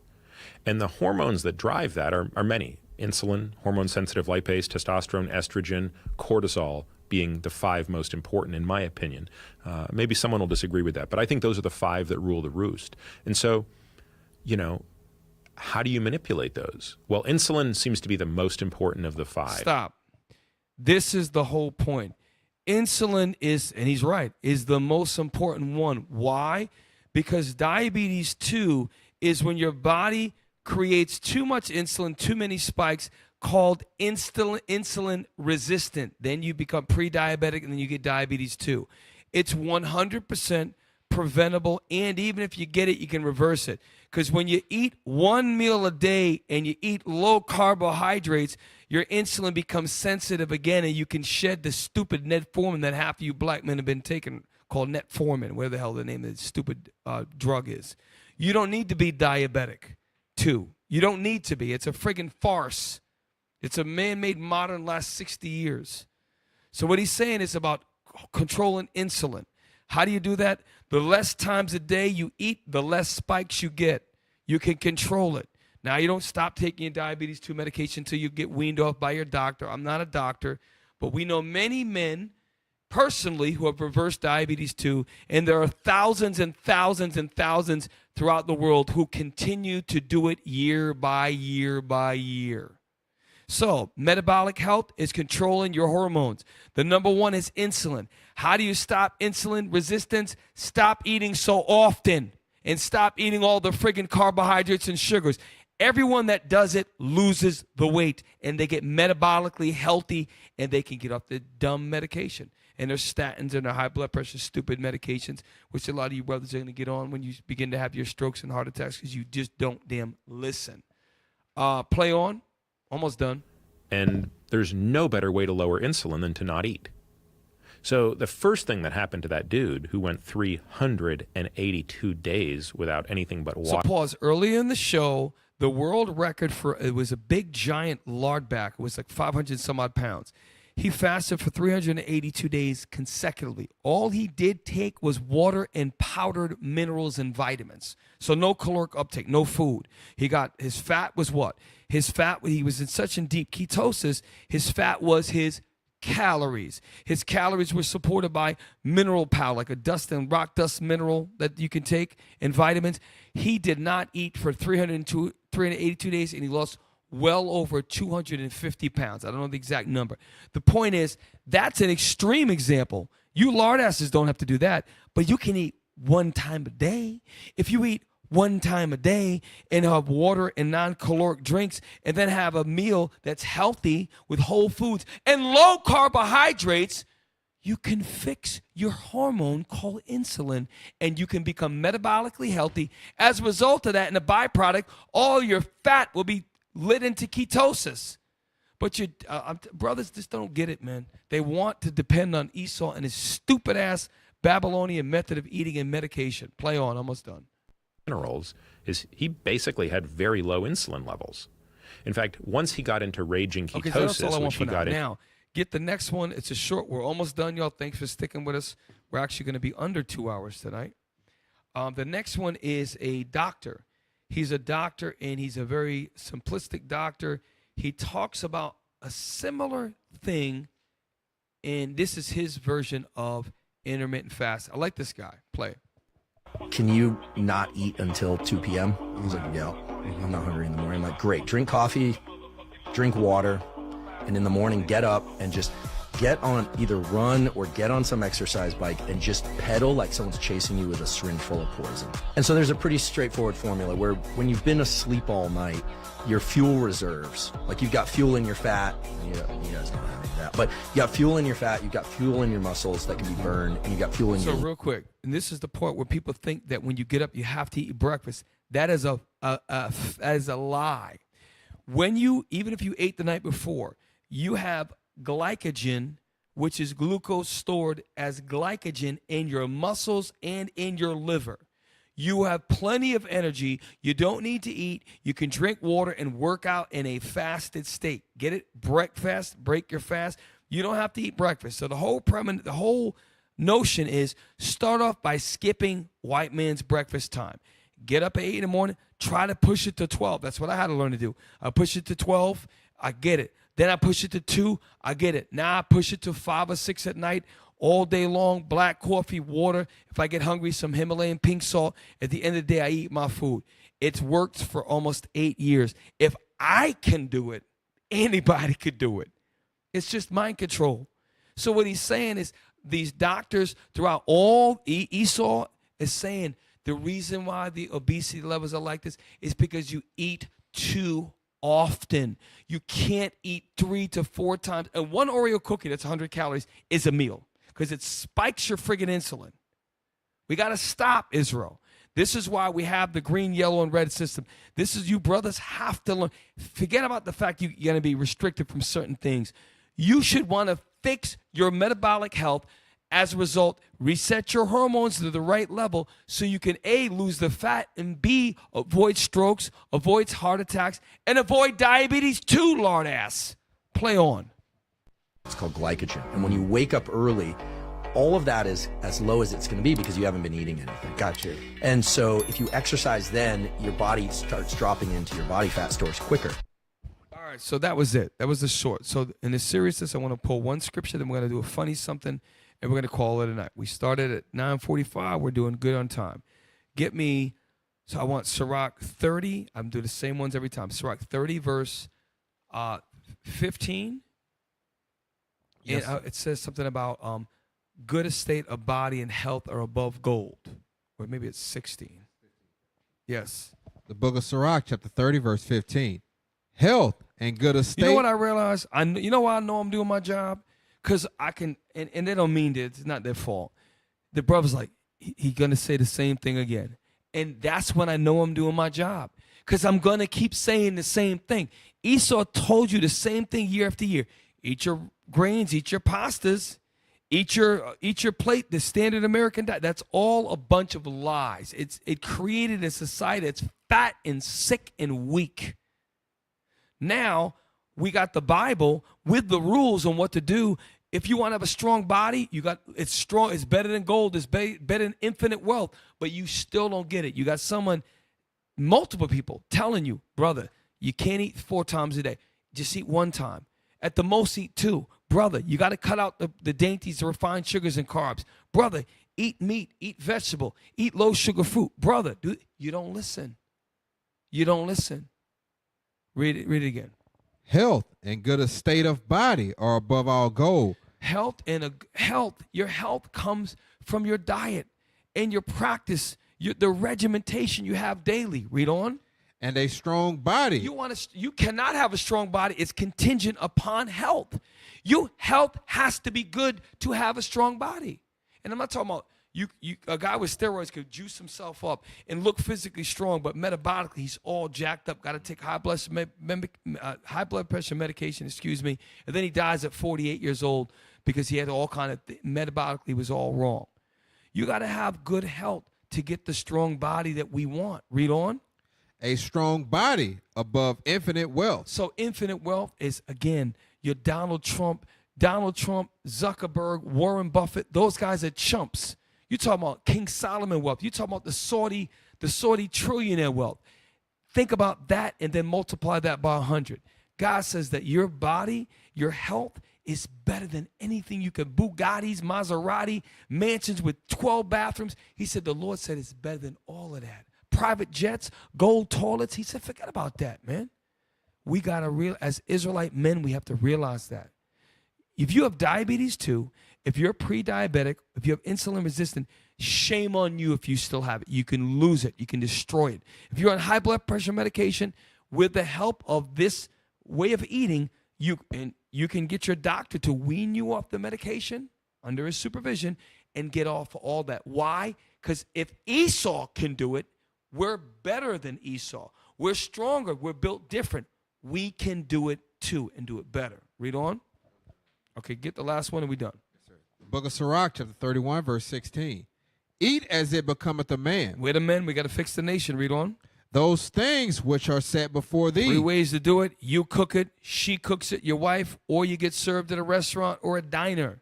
You control everything that comes in your body. Read on. And devour not. Stop being a damn pig. You're not a wolf. You're not a lion. Lions might eat every 4 days. So, of course, they eat 65 pounds of friggin' meat. That's their nature. We're not wolves. We're not damn lions. Read on. Least thou be hated. Right. And guess what? All the fat jokes that people tell about that, they really mean it. It's disgusting when you see a man that's 150 pounds overweight. It's an abuse of himself. It's like, what's wrong with him? It's like you put your hand in a pile of doo-doo and you look at that. That's what you get. You get no respect. You get no respect. A big fat 150 or 400 pound, and I'm as a leader, I'm respecting you. And that's no disrespect to any one person. That's it. Even in the military, show me a fat general. Show me a fat ass colonel. You get to a certain rank. Show me a fat staff sergeant. They phase all that crap out in the friggin' private PFCs and Lance Corpus. They get your ass out before that. And that's in Esau's military. Look at the Chinese military. Look at the East Indian military. Look at the Jamaican military. Look at all the militaries of the world. They are not fat and out of shape. And we're the soldiers of the one true God. You're going to get no respect if you a fat lard ass. And that's no disrespect towards anybody in the body. I mean that sincerely. But you all can fix it. You choose not to. Read. Leave off first for manners' sake. Yes, sir. And be not insatiable lest thou offend. Right. You offending the hell out of me. Why? Because I know you're the best and you're not acting like the best. That's it. Last video, we're going to move out. Now, hold on real quick. This is a lard back and a disgusting, morbidly obese lard ass that is about to yield or wield a lie in a manner that is very, very, well, it's not convincing at all, but he's sticking to it. Play it. Order at Burger King. Probably the Whopper. One Whopper? Yeah. That's it? No fries, no drink? Mm-mm. It usually takes me like 2 days to eat that thing, so. Play it again. I just caught it.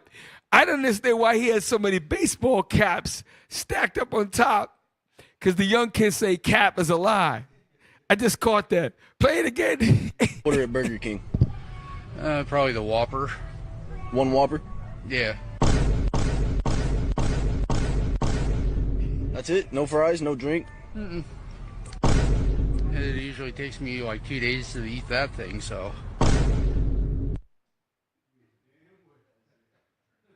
Hey, that was funny, man. Look, Israel, it's late.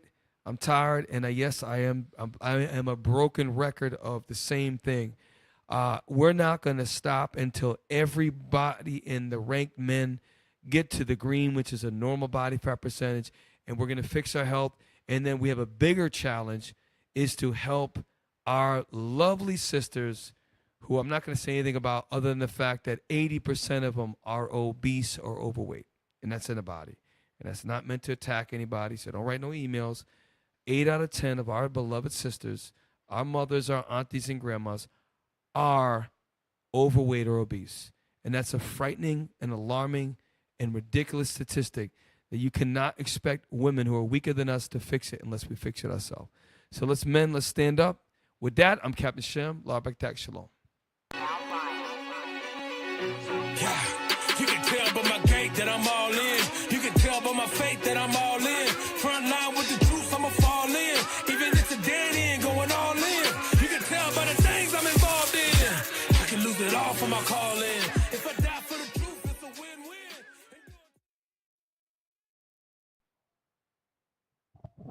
All right, we're seeking your assistance to enhance our national broadcast. Kindly spare a minute to provide feedback by answering 5 brief questions. Scan the QR code and let us know what we need to work on in those 5 brief questions.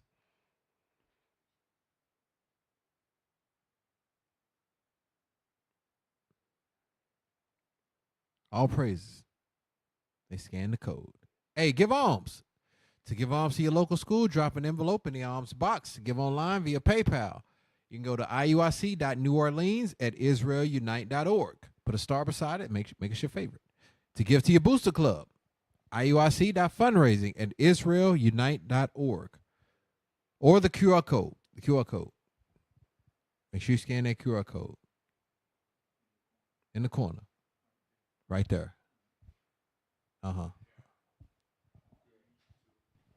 Hey, all praise to the Most High. We were right at 2 hours tonight, y'all. We really appreciate y'all staying with us. Hey, help us to get to 30,000 subscribers. We're stuck in the 27s. Any ideas for the show? Shout out to the brothers and sisters who do send us content. And if you have ideas, please let us know. We appreciate it. Twitter, Rumble, YouTube, all that, TikTok. Please subscribe to our YouTube page. And you're not. Can I even say that? I'm not going to say the logistics. Can I mention about y'all? Yeah, you can. Yeah. So look, our own Captain Matthew and Officer Michael are going to do the Lord's business for weeks and weeks and weeks. I'm going to put it like that. Yes, you're not going to see them on the show for a while. So all praise to the Most High. Send up prayers for these men, Captain Matthew, Officer Michael, that the Lord shield them, protect them, and guide them as they do the mighty works of the Most High God. So just wanted to big up our brothers in-house. And we're going to have our other brothers, Officer Thomas. Officer Yas, of course, is our regular back, 3 days a month, 3 shows a month. Yes, sir, that's correct. All praise to the Most High. We're going to have Officer Solomon and Thomas will be with us as well. So all praise to the Most High. Cap, anything you wanted to bring out? Hey, all praise to the Most High. Look, there's a lot of work to do, Israel. To put it in perspective, we're taking over the world. All right? We're taking over the world. We got to be on point. And we got to make sure that we are about this work. I say it all the time. Whether you stay or whether you leave, you in this for life. Ain't no getting out of it. Wanna know why? Because as long as the prophets keep prophesying, they're going to hate all of us. Right. Every last one of us. So don't act like you different. Nah, they hate us all. The more work we do, the more they hate us. The more they hate us, the faster the kingdom comes. That's right. That's right. So with that, hey, we're precept upon precept. I'm Captain Shem. Captain Matt. Officer Yasa. Officer Micah. With that, Israel, we say shalom. Shalom.